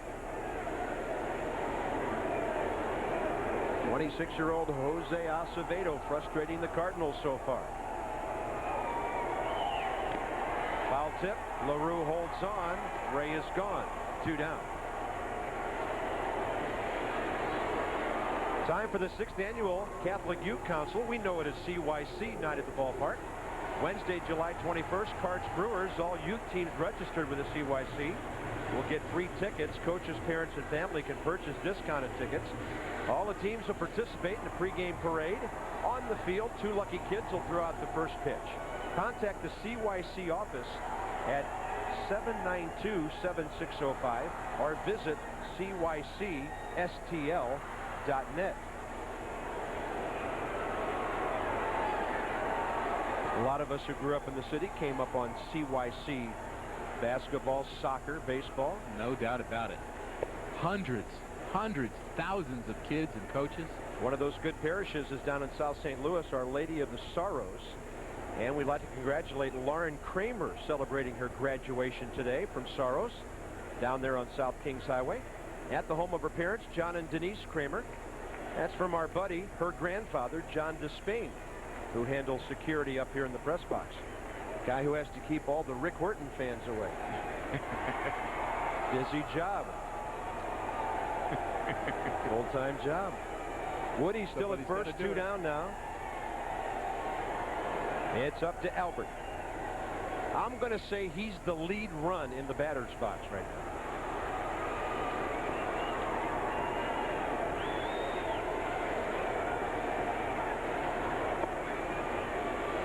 You know, the folks that have brought their cameras they're using them for Albert here. This isn't a milestone home run for Albert, but they figure since they have the cameras, why not? Well, number 19 would tie him with Adam Dunn for second in the league. 3-0 pitch. Is the green light blazing? Yeah, he didn't see anything he liked. It was way outside. 2 on, 2 out. And the best RBI man in the land will now walk in. That's the second walk issued tonight by Jose Acevedo. Well, that's what's really set apart Scott Rowland this year has been his average with runners in scoring position. He's second in the National League in that category. He's behind Johnny Estrada of Atlanta. Who'd have thought he'd have been first in that category? But Sean Casey is third in the league in batting with runners in scoring position, and that's why he's got all the RBIs, and that's why he's on every highlight reel, and that's why people are talking about him as an MVP candidate.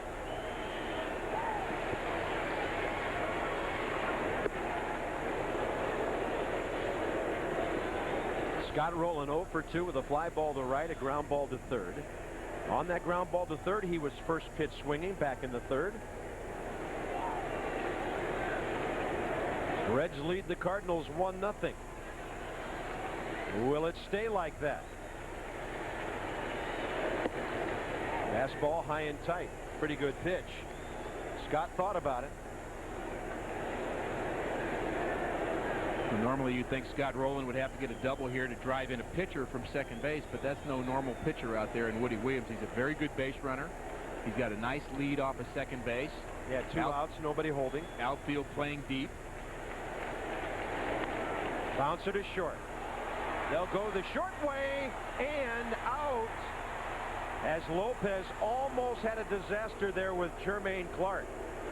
And had that ball gotten away, Woody was already around third heading for home. Cardinals have stranded 7 runners now. And after 5 frustrating innings, 1-0 Cincinnati. Cardinals play the Seattle Mariners Interleague at 7:10. First 25,000 fans with a paid admission receive a Cardinal 6-can cooler bag courtesy of the Shane Company. That giveaway's become a nice tradition here over the years. Call the Cardinal Charge line, 421-2400. Go to stlcardinals.com. The Mariners will be here for the holiday weekend, July 2nd, 3rd, and 4th. And then guess who comes back in on the 5th? The guys you're looking at. Hard-hitting Jacob Cruz and the Cincinnati Reds. Top of the 6th underway. This schedule is more messed up this year. The Cubs are coming back Tuesday. They're back the 9th of July. The Reds are here this weekend. They're back before the Cubs are. I want to say it's 9 out of the next 17 games, something like that, are against Cincinnati. So these teams are going to get used to each other. The books that they have on each other are going to get pretty extensive. The tape libraries, and then it's going to be a matter of execution.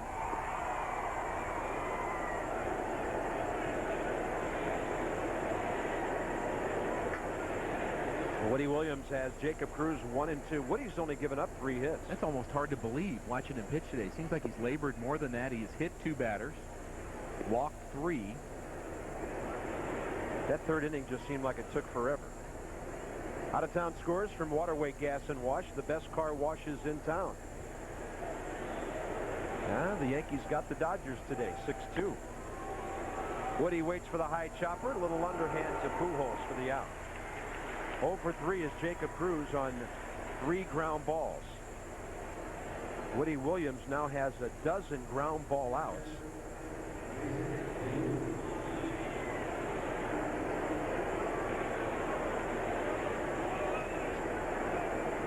Just 1 ball hit into the outfield. Jermaine Clark swinging at a first pitch after 2 walks in last inning in the 4th inning.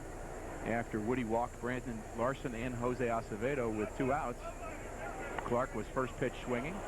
This ball hit deep to left by Jason LaRue, and it's 2-0 Cincinnati. His 6th of the year. And a little bit of pop from the bottom of the Reds batting order here.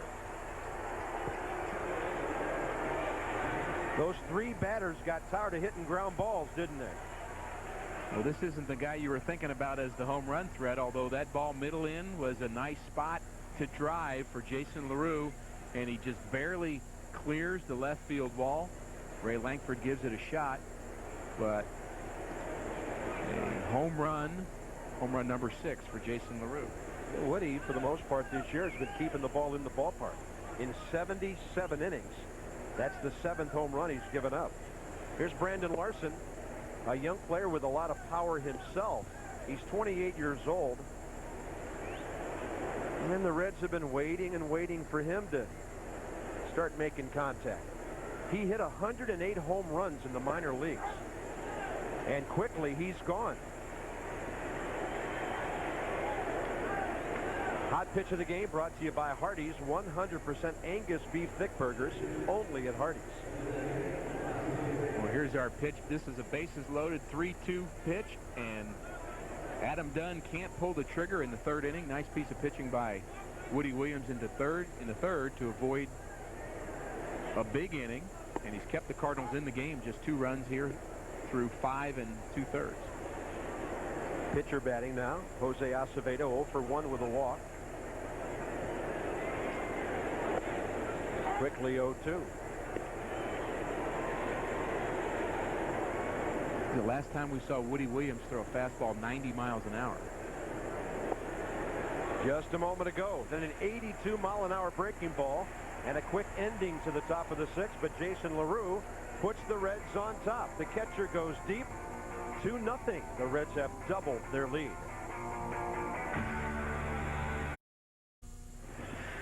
Cardinal baseball on KPLR TV St. Louis, WB11. Hope you're having a great time this weekend in June, second last weekend of this month. Boy, the baseball season's scooting on by, isn't it?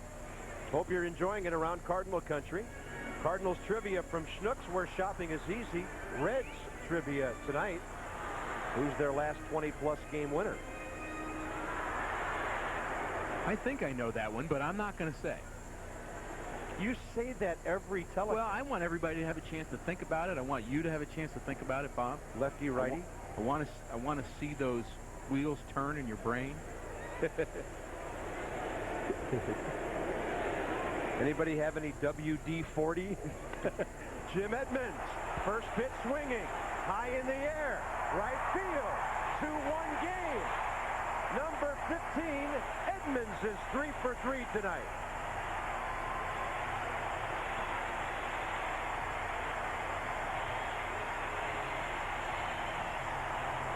Well, that wakes everybody up here at Busch Stadium as Jim Edmonds gets his 3rd hit of the night. He starts out his first at-bat with a bunt single, and it just keeps getting better. A line drive base hit in the 4th, and here's what he does with this hanging breaking ball.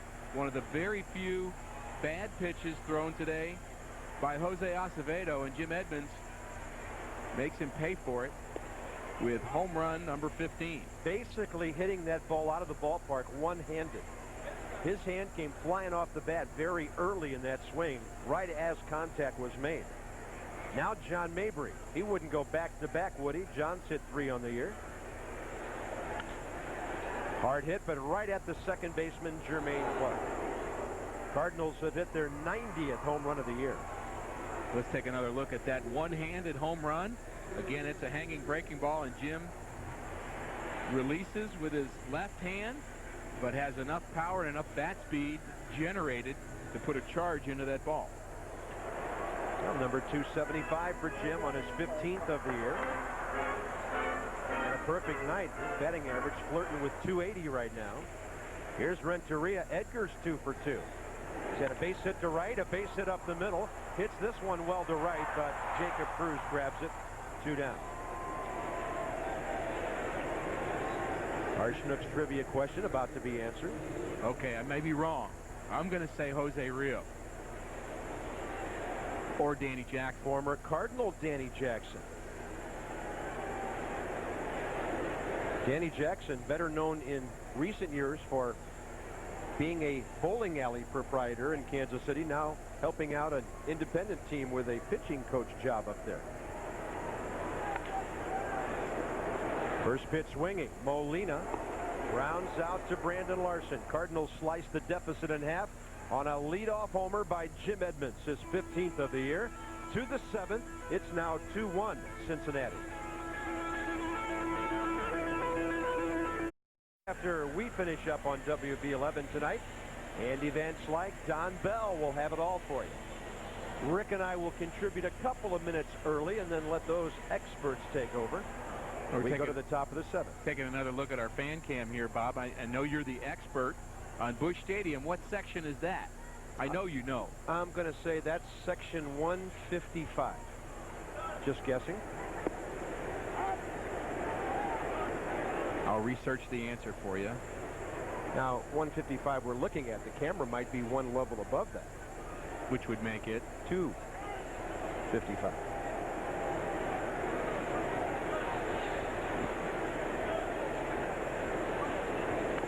Pretty good jam job there. Jermaine Clark fouls it back. 0 for 2. But hit by a pitch with 1 out in the 3rd and scoring Cincinnati's first run on a breaking ball where we saw him stick his elbow out and go to first base. 0-2. Sean Casey hit in similar fashion later in the inning, sticking his knee into the ball. And then Griffey got a 2-out RBI single. Woody did a good job of slowing down the batter's stick on that one. And Tony Womack on the run throws him out. Well, that's a good overhand curveball from Woody Williams that normally produces a lot of outs for left-handed batters, and one he uses to strike out right-handed hitters. And I think Woody's stuff has been very good tonight. I think he's got a little extra life on his fastball. I think his breaking pitches are sharper. I think the results have been pretty good. 2 runs, 4 hits. Not a bad outing. He's due to lead off bottom of the 7th. The fact that it's a 2-1 game, not a 2-0 game, may keep him out there. Absolutely. If he keeps it that way. Felipe Lopez is 0 for 3. That ground ball, by the way, was Woody's 13th ground ball out.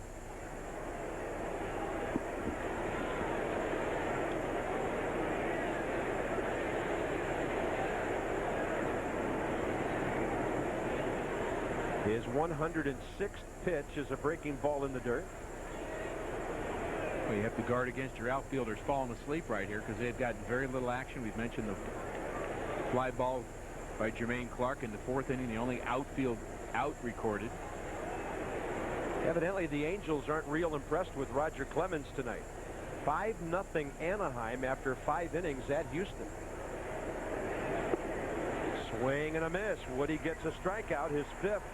He's fanned 3 of the last 4 batters all of a sudden.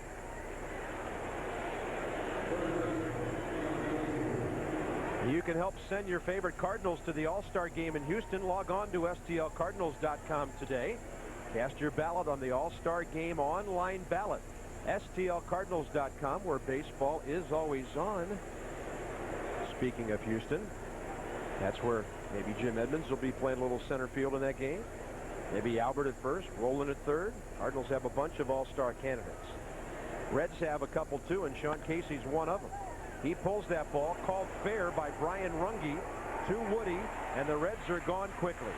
Time to stretch for a near-capacity crowd at Busch Stadium tonight. Woody leads off, then the top of the order, 2-1 Reds.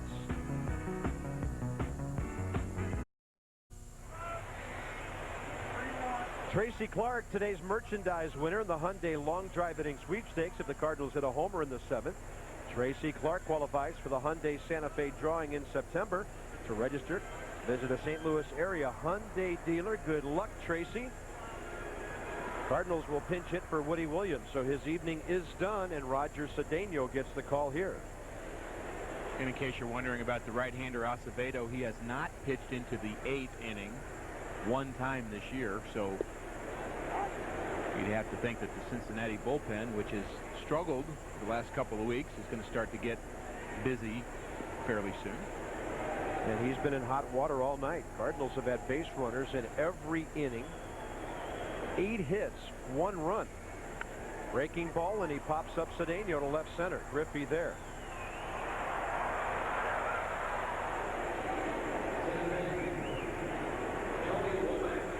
So Woody Williams, 4 wins short of 100. Can't get the W tonight unless the Cardinals rally here in the 7th. Top of the order now, Womack and Langford.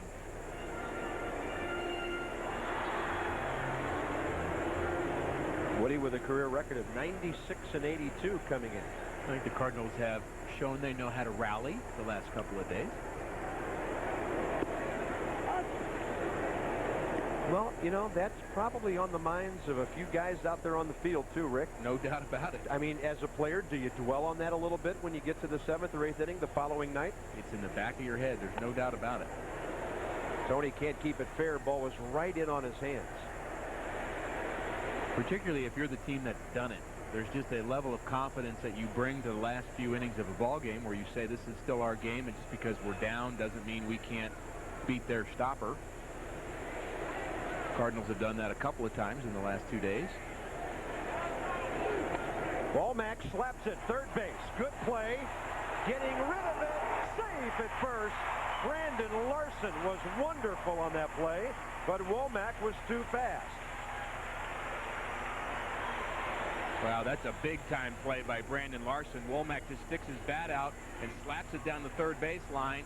Larson dives fully out, picks up the ball on the ground, throws a bullet to first base, and it's a very close play. You know what, Rick? I think he got hold of the ball quicker dropping it than he would have having to get it out of his glove. I think you're right about that. He doesn't have to take the ball out of his glove. We take another look at it. The ball's laying down right in front of him. All he's got to do is barehand it and throw it in one quick motion, and he throws a bullet from his backside.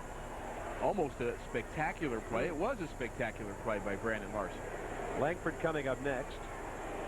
Don Gullett, outstanding Reds left-hander in his day. Boy, it must be June. Congratulations to Brian McCoy celebrating his bachelor party tonight at Busch Stadium. Also the Cothern bachelor party. Enjoying Cardinal baseball tonight. Must be June.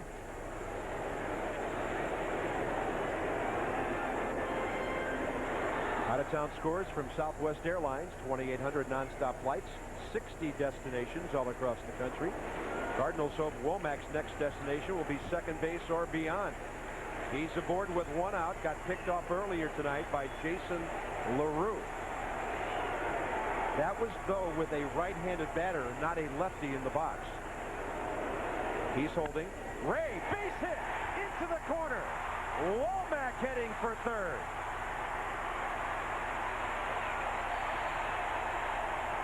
Tying run 90 feet away with one out. A 2-for-4 night for Ray Langford. Well, we wanted Ray to break out and have a good evening, and he has, and tried to get a fastball in on him like he did his last at-bat to strike out Ray Langford. As we take a look at Tony Womack, getting a good jump off of first, running the bases like you're supposed to, hits the inside part of the base, picks up his coach. Ray Langford's a guy you can't really hit and run with because he swings and misses so much, but he took advantage of that first fastball he saw, and he drilled it to right. The Cardinals are threatening in the 7th. Pujols and rolling the next two batters.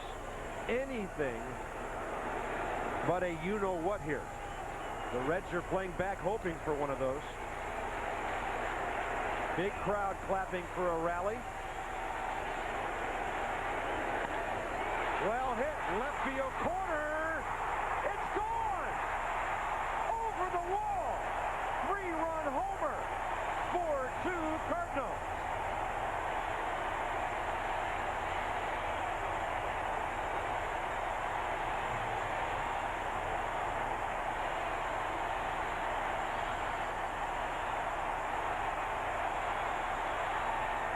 You know, Rick, he hit that ball so hard, it didn't have time to go foul.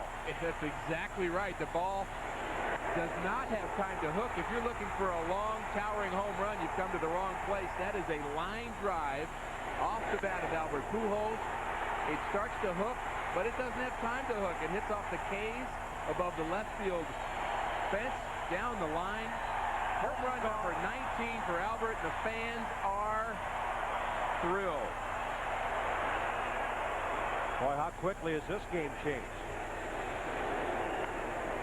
Scott Rowland, ground ball to the right side. Jermaine Clark, look at Rowland hustling. Out by a step, 2 down. Albert Pujols, 19th homer of the year. RBI total shoots up to 48. And the Cardinals have scored all their runs with long balls tonight.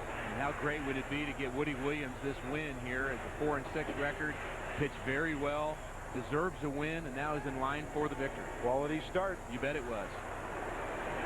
Edmonds steps in. Jimmy's 3 for 3. Well, we've talked about how the Cardinals are second in all of baseball in quality starts behind the Chicago Cubs. If you'd have said that coming out of spring training, what would be the top 2 teams in all of baseball? As Acevedo, I guess, has enough, knows Edmonds is 3 for 3 and decides to make him a little uncomfortable. But if you'd have said the Cardinals were going to be up in the top 2 in that statistic of quality starts, I think you'd have... Nobody would have believed you. Nobody would have taken that bet. 1-0 to Edmonds. I find it interesting the Reds did not have a right-hander warming up when Pujols homered, or even when Roland came up. They have one up now, but the only man out there that was warming up was left-hander Phil Norton, with Edmonds evidently in mind, and he's still not in the game. Well, it's happened so quickly. Ray Langford first pitch swinging, Albert Pujols first pitch swinging. All of a sudden, it's a 4-2 game in the space of 3 or 4 pitches. Talk about an explosive offense. 2 balls, 1 strike to Edmonds. 4 for 4, now batting .280. Looks like he's really seeing the ball. Watching that thing all the way in.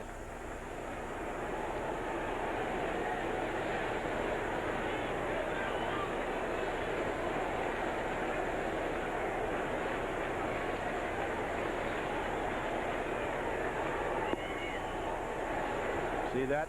When a guy doesn't swing at that pitch on 2-2, you know he's seeing things clearly. Yeah, he's locked in. Go back to him bunting the first time up and talk about how he just was able to watch the ball come in. Because to bunt effectively, you have to see the ball hit the bat. And he is very much seeing the ball well this evening. Acevedo gets him. The damage is done. Womack a hit. Langford a base hit. And Albert Pujols a laser beam. I thought he was going to take out McGuire's 62 sign down there. Cardinals lead 4-2. The St. Louis law firm of Gallup, Johnson & Newman reminds you that this copyrighted telecast is presented by authority of the St. Louis Cardinals, LLC, may not be reproduced or retransmitted in any form, and the accounts and descriptions of the game may not be disseminated without the expressed written consent of the St. Louis Cardinals, LLC. Gallup, Johnson & Newman, your business legal team when the game is on the line. 4-2 Cardinals, top of the 8th. Into the bullpen we go. Steve Klein, the call. And this call to the bullpen brought to you by Fast Eddie's Bon Air. Klein to face Ken Griffey Jr. He is 1-1, 2.66 ERA. Let me tell you, folks, if he gets Junior out, he may go to Fast Eddie's tonight to celebrate. I would. You can get a Fat Eddie burger for 99 cents. Peel and eat shrimp. They are tremendous. You can get that Big Elwood on a stick, man, and it is good. I'm talking about sirloin, green peppers. It's Carpenter's favorite, the Big Elwood on a stick at Fast Eddie's Bon Air. Flash bulbs a popping. And a foul ball off to the right side. Griffey, Dunn, and Cruz for the Reds in the top of the 8th inning. Ken Griffey Jr. with a very nice night. A walk, an RBI hit, and a single. Roger Cedeno in right field replacing John Mabry. So the Cardinals on a double switch here. Sorry, Mabry's in left. Ray Langford is the man out. Cardinal pitcher batting second. And as night starts to fall, the flash bulbs become a lot more prominent here. Pretty nice swing by Junior right there. That was that breaking ball slider that has made Steve Klein so effective. Junior just wanting him to hang one so he can hit number 500. 1 ball, 2 strikes. Ken Griffey Jr. a one-hopper. Womack stabs it, throws him out. Not tonight for Griffey unless there are extra innings or a lot of rallying between now and the top of the 9th. Have to get more more film, and for that camera, Mr. Griffey. And check out Junior tomorrow if the Cardinals are able to keep the score as it is, as Womack shows nice range to his right to throw out Junior. As I mentioned, after tomorrow's game, the Reds will go to New York and play the Mets. And that's fine with the Cardinals if Griffey wants to save number 500 for Broadway. That would be fine. Here's Adam Dunn, 0 for 3. A couple of ground balls.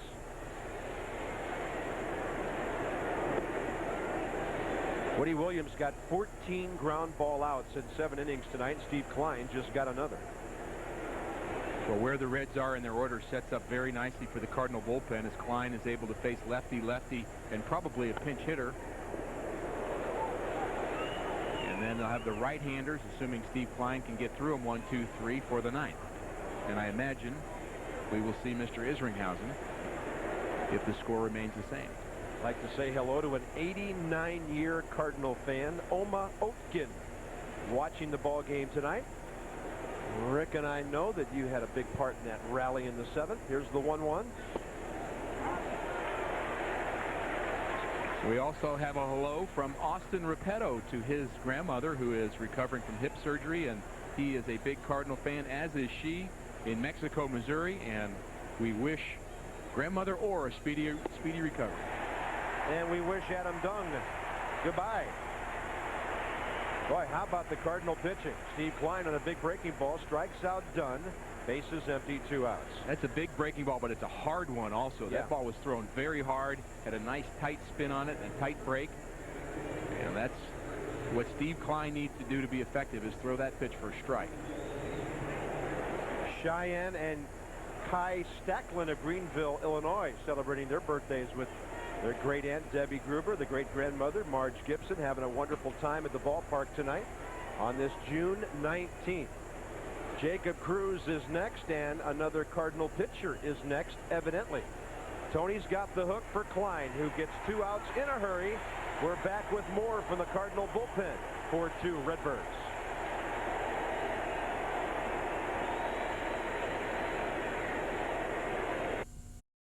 And Jason Isringhausen is our call to the bullpen. Very unusual for him to actually come in the 8th inning. He's got 4 outs to get. Willie Mopena, the batter. Now he's got 3 outs to get. 1 pitch. We're into the bottom of the 8th, and the Cardinal bullpen is shining again. Mabry, Renteria, Molina. Cardinals on top, 4-2.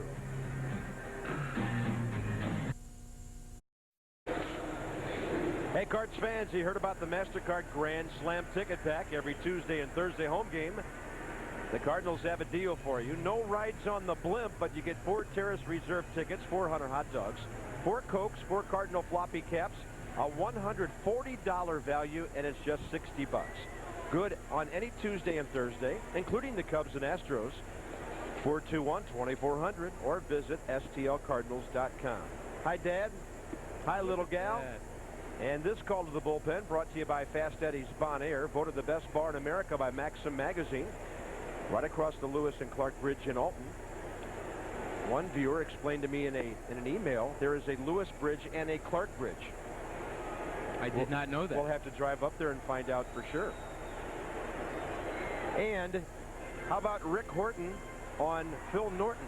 I'm still working on the Lewis and Clark Bridge trivia that I just learned. Boy, the things you learn on the WB broadcast. Yeah, you know, the emails, they're always filling us in on something. The Reds have the luxury of having 3 left-handed relievers in their pen. They just acquired Gabe White for the 3rd time as a Cincinnati Red. They acquired him yesterday from the Yankees, but Norton is one of 3 left-handers in Dave Miley's bullpen. First batter he faces is John Mabry. Bottom of the 8th. John 0 for 3 tonight, now playing left field. Cardinals 11 hits. They finally got that explosion they were waiting for.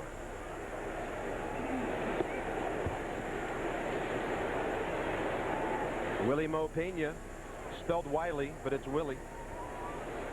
He'll play right field in place of Jacob Cruz.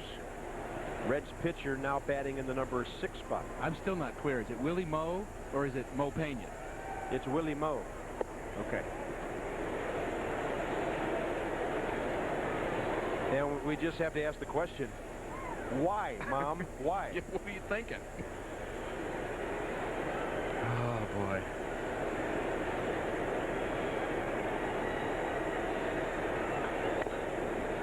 John Mabry looking at his bat.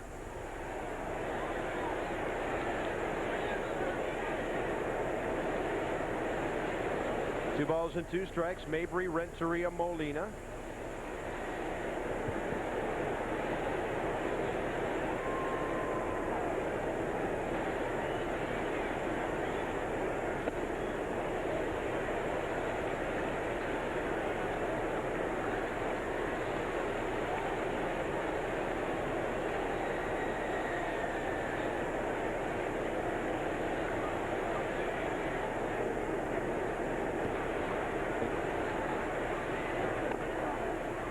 Ouch.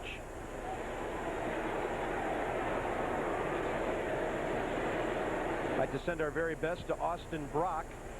He's in Freeman Hospital in Joplin, Missouri. Big fan of Albert Pujols and the Cardinals.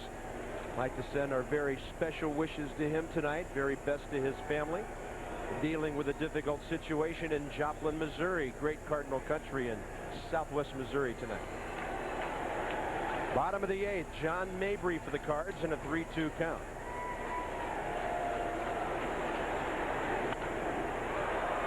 High in the air, heading for the field boxes. Twilight time here at Busch Stadium. Another unusual thing about these 6:15 starts. This game's been in progress for 2 hours and 17 minutes.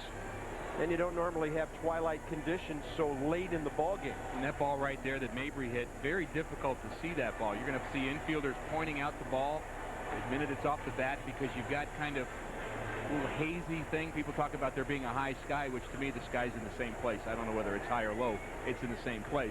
But it just seems to get lost in this twilight. As we've learned over the years, it's the jet stream that comes down into ballparks, not the sky. Out-of-town scoreboard brought to you by Southwest Airlines. 2,800 nonstop flights, 60 destinations all across the country. I still want to check that out with Gary Seitz at WB11 to see if we got that meteorologically correct. John Mabry with a good at-bat and a leadoff walk. I had a Cardinal fan ask me today, how many days have the Cardinals been in first place as opposed to other teams in the National League Central? It's an interesting question with an interesting answer. The Houston Astros and these Cincinnati Reds have both been in first place alone for 20 days this year. The Cardinals 7, the Cubs 2. But the other great part of that is who's there now? Who's there now? And who's there Tomorrow. and who's there October 1st? Yep. That's the real question. Quickly 0-2 to Edgar Renteria. Edgar with a pair of singles tonight. He's 2 for 3. Well, they've seen Edgar hit the ball the other way 3 straight times, so they're going to pound him in with fastballs, I would imagine. Make him try to pull the ball. He'd never have enough runs.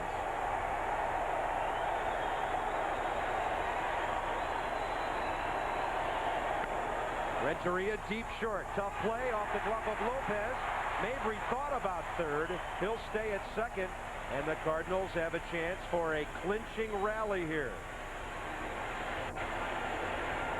Few red struggles at shortstop in this series, aren't there? This is 3 nights in a row. The Cardinals have benefited from a misplayed ball in the infield. It started with Scudero for Oakland, Barry Larkin last night, and now Felipe Lopez tonight.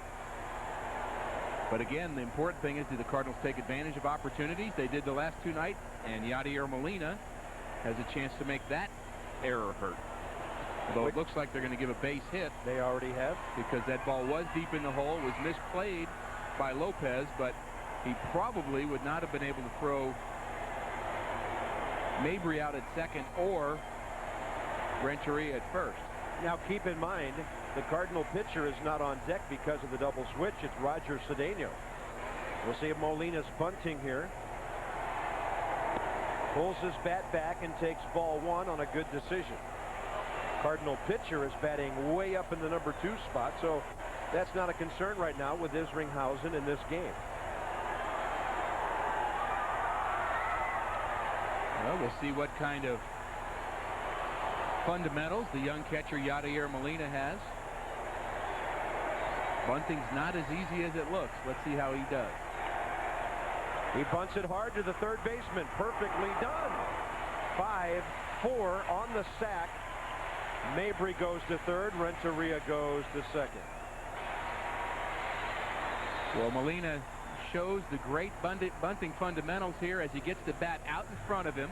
He's got his right hand up on the bat, and he catches the ball as it hits the bat. To deaden it, he just catches the ball, brings the bat back, bunts the ball down the third base line. You have to have the bat angle with the head of the bat up in the air. A lot of guys dip their bat. It usually results in popping the ball up. Good bunting fundamentals by Molina, and he bunted it to the right place, as you mentioned, Bob, to third base.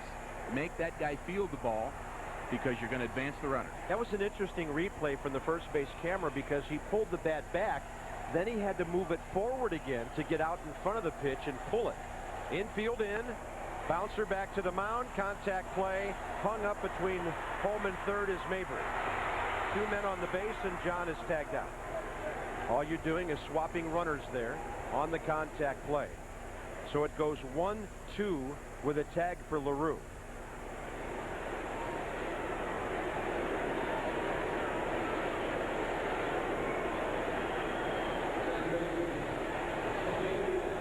Well, that's not a good at-bat for Roger Cedeno, as his job right there is to try to lift the ball into the outfield. He's got a runner on third base with less than 2 outs. Cardinals have worked successfully to sacrifice runners to second and third.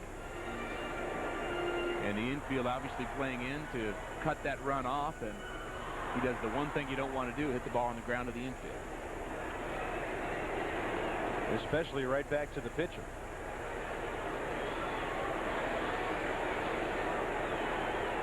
Tony Womack needs a 2-out hit here, or a ball squirting back to the screen at his at-bat to give the Cardinals a 3-run lead. And to give Rogers some credit, obviously he's got a big league pitcher he's facing. He's not trying to do that. I mean, he knows what his job is, and execution is sometimes difficult in this game. You know what? The Reds better not walk this guy. There's a man in the on-deck circle who has 20 career hits. Does he really? Jason Isringhausen has not batted this year. He has a major league batting average of over 200.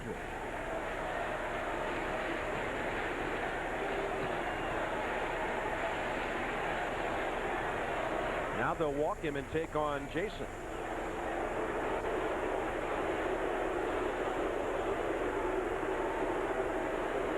You take a look at Womack on the pitch earlier, checking out all the infielders. Where are they playing? Going left to right, scanning everybody, because he's thinking about where can I bunt this ball and where can I hit it. He's got shifty eyes, doesn't he? Very shifty. Looked like a secret service guy there, didn't he? Yeah. He looked like Maxwell Smart. Jason Isringhausen, 20 hits in 99 major league at-bats with 2 homers and 14 runs batted in. He can hack. Sorry about that, Chief. Would you believe 2-out walk?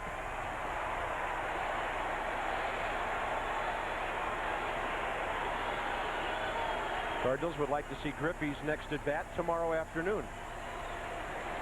They are still 6 spots away from him. Isringhausen, base hit. Home is Renteria. Cedeno also 6-2, and Isringhausen delivers with the bat.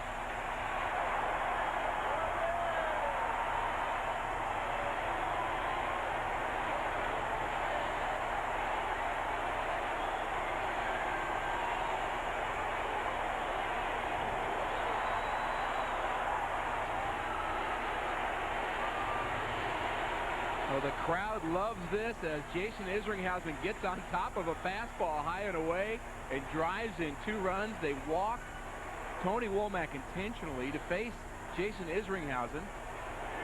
And you said he had 20 career hits, Bob. He now has 21. How about that? 21 for 100 in his career with 16 runs batted in. That's amazing. Way inside on a breaking ball to Pujols. And I'm told, and I've not seen the relievers take batting practice, but I'm told that they don't want relievers to ever take batting practice. Very seldom will you see Klein or Izzy with a bat in their hand. They don't want it. Well, he must be sneaking in a cage somewhere. He must be. Albert Pujols, big blow of this game, a 3-run homer last time. 2 more RBIs sitting out there. Albert has 48 on the year. 6-2 Cardinals. They've out-hit the Reds 13-4.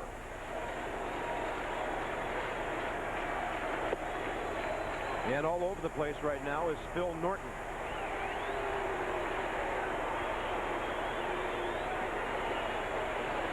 Another right-hander on deck, so the Reds warm a lefty. Their bullpen has been a little out of whack tonight. The righty is rolling. The hitter is Pujols. The count's 3-0. He had designs of another low-line drive 3-run homer. Wow, is he hitting the ball hard.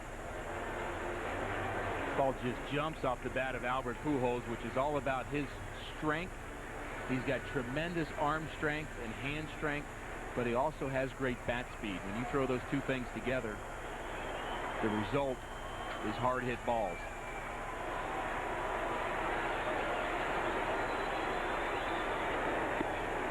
High strike.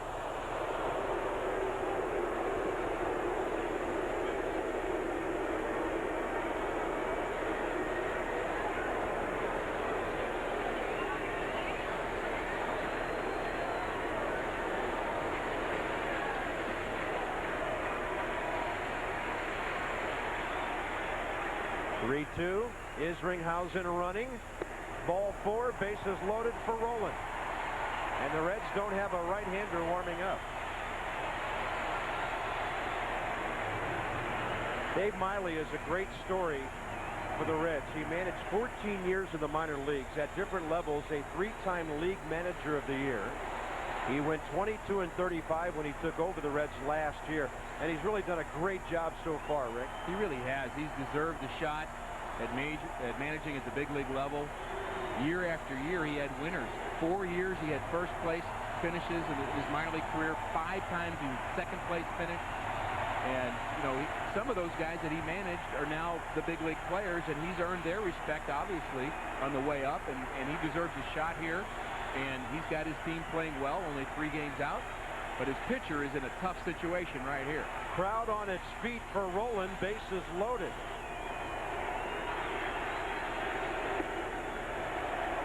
This is such a hard situation for Miley because he knows that Norton does not have his best stuff. He wants to take him out so badly for his sake, but he's basically out there to just give it up if he has to. He doesn't want to use another pitcher. 8th Cardinal to bat in the inning.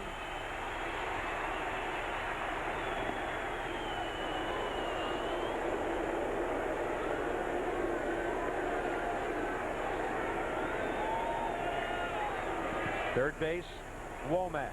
Second base, the 2 RBI man Isringhausen. Albert behind him. Rolling 0 for 4 tonight. Maybe not for long. High fly, left field, and Adam Dunn has no idea where the ball is. He can't make the play. This will clear the bases. Rowland goes to third, and the Cardinals lead 9-2. He lost it in the twilight at 8:44 p.m.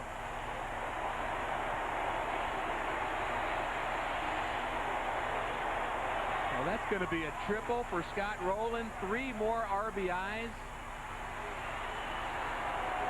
to increase his league lead. As we take a look at Dunn, he's got no idea. He's running in circles in left field. He finally picks up the ball, but it's too late. He's asking for help. Still doesn't see it. Finally picks it up, tries to catch the ball up against the wall. By that time, he didn't even know where the wall was. Rough break for Phil Norton. Good break for Scott Rowland and the Cardinals as they pick up 3 more runs here in the 8th.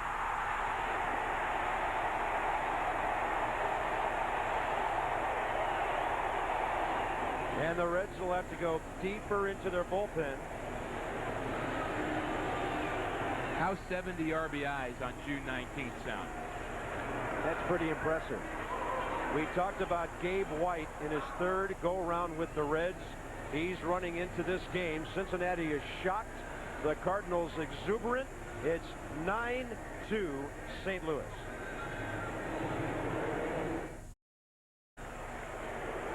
And Hector Luna will pinch hit for Jim Edmonds against the left-hander Gabe White. Half swing out to short.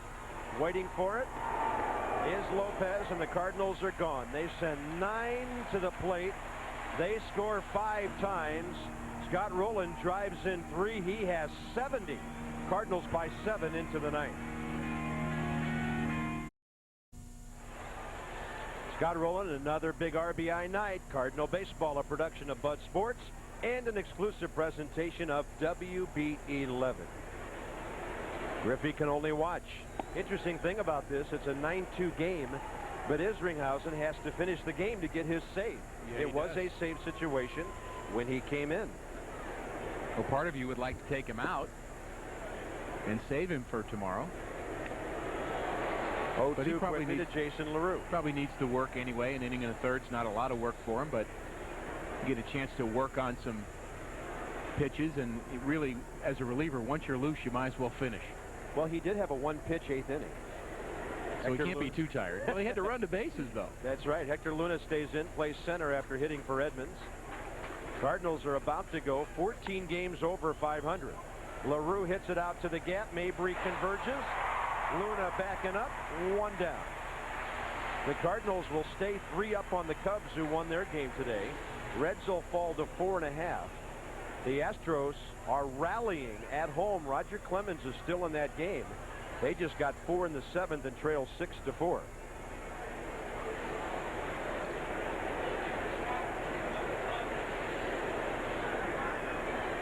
Two outs to go. Brandon Larson, the batter.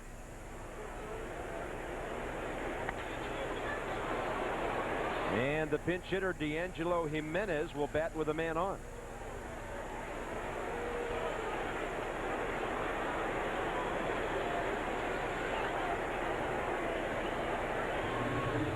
The Cardinals have shown they like scoring runs in the 8th and the 9th innings, haven't they?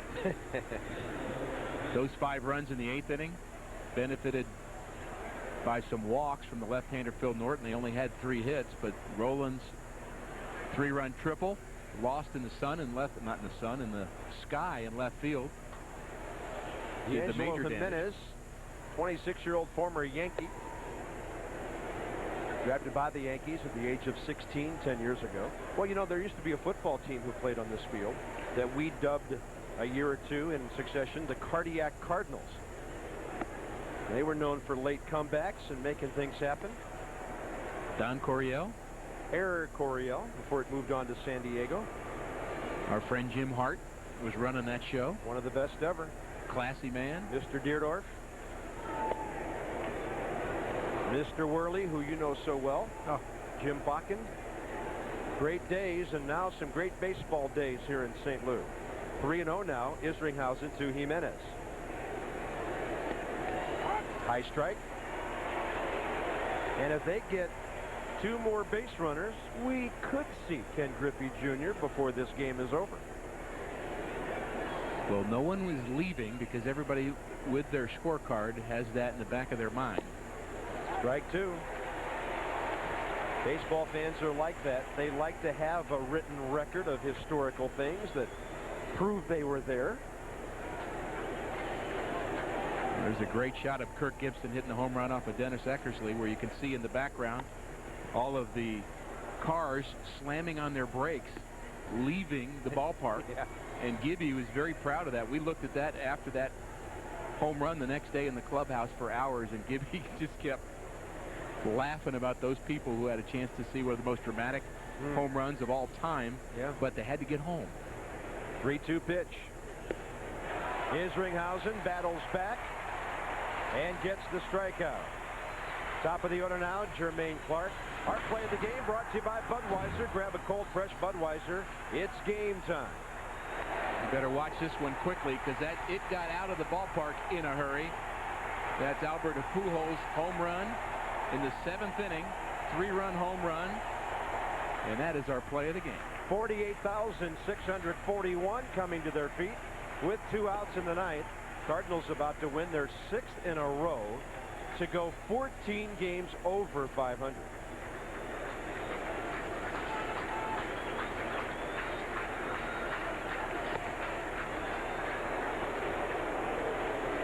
Isringhausen close to his 15th save of the year.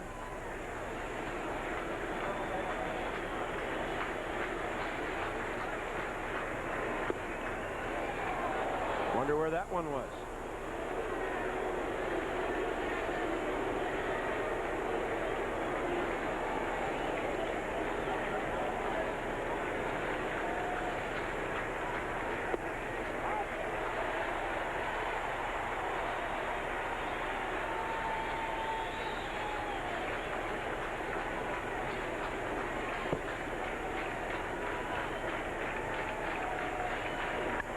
Well hit. Edgar's got it. Game over. Cardinals come from behind just a little earlier tonight, and they win it 9-2 on big blows by Pujols and Roland. Rick and Al have some thoughts on another wonderful Cardinal win. St. Louis 9, Cincinnati 2. The comment from Rick you've all been waiting for. Rick, how about this ball club right now? Well, just like you said in the open, Bob, I think tonight demonstrated it. It's not just the Albert Scott Rowland show. There are contributions tonight from the entire club. 3 hits from Edmonds, 3 hits from Renteria, Ray Langford with 2 hits, balanced attack, and a lot of runs late again. And let's not forget pretty good pitching. Williams, Klein, and Isringhausen. Cardinal fans are jumping for joy, having a great time. Griffey could not get number 500 tonight. Cardinals win 9-2. We're back at 1 o'clock tomorrow. Matt Morris for the Redbirds. For Rick Horton, Rich Gould, and our Bud Sports crew, Bob Carpenter. This copyrighted telecast has been an exclusive presentation of WP11 in association with Bud Sports. St. Louis audience, post-game show coming up.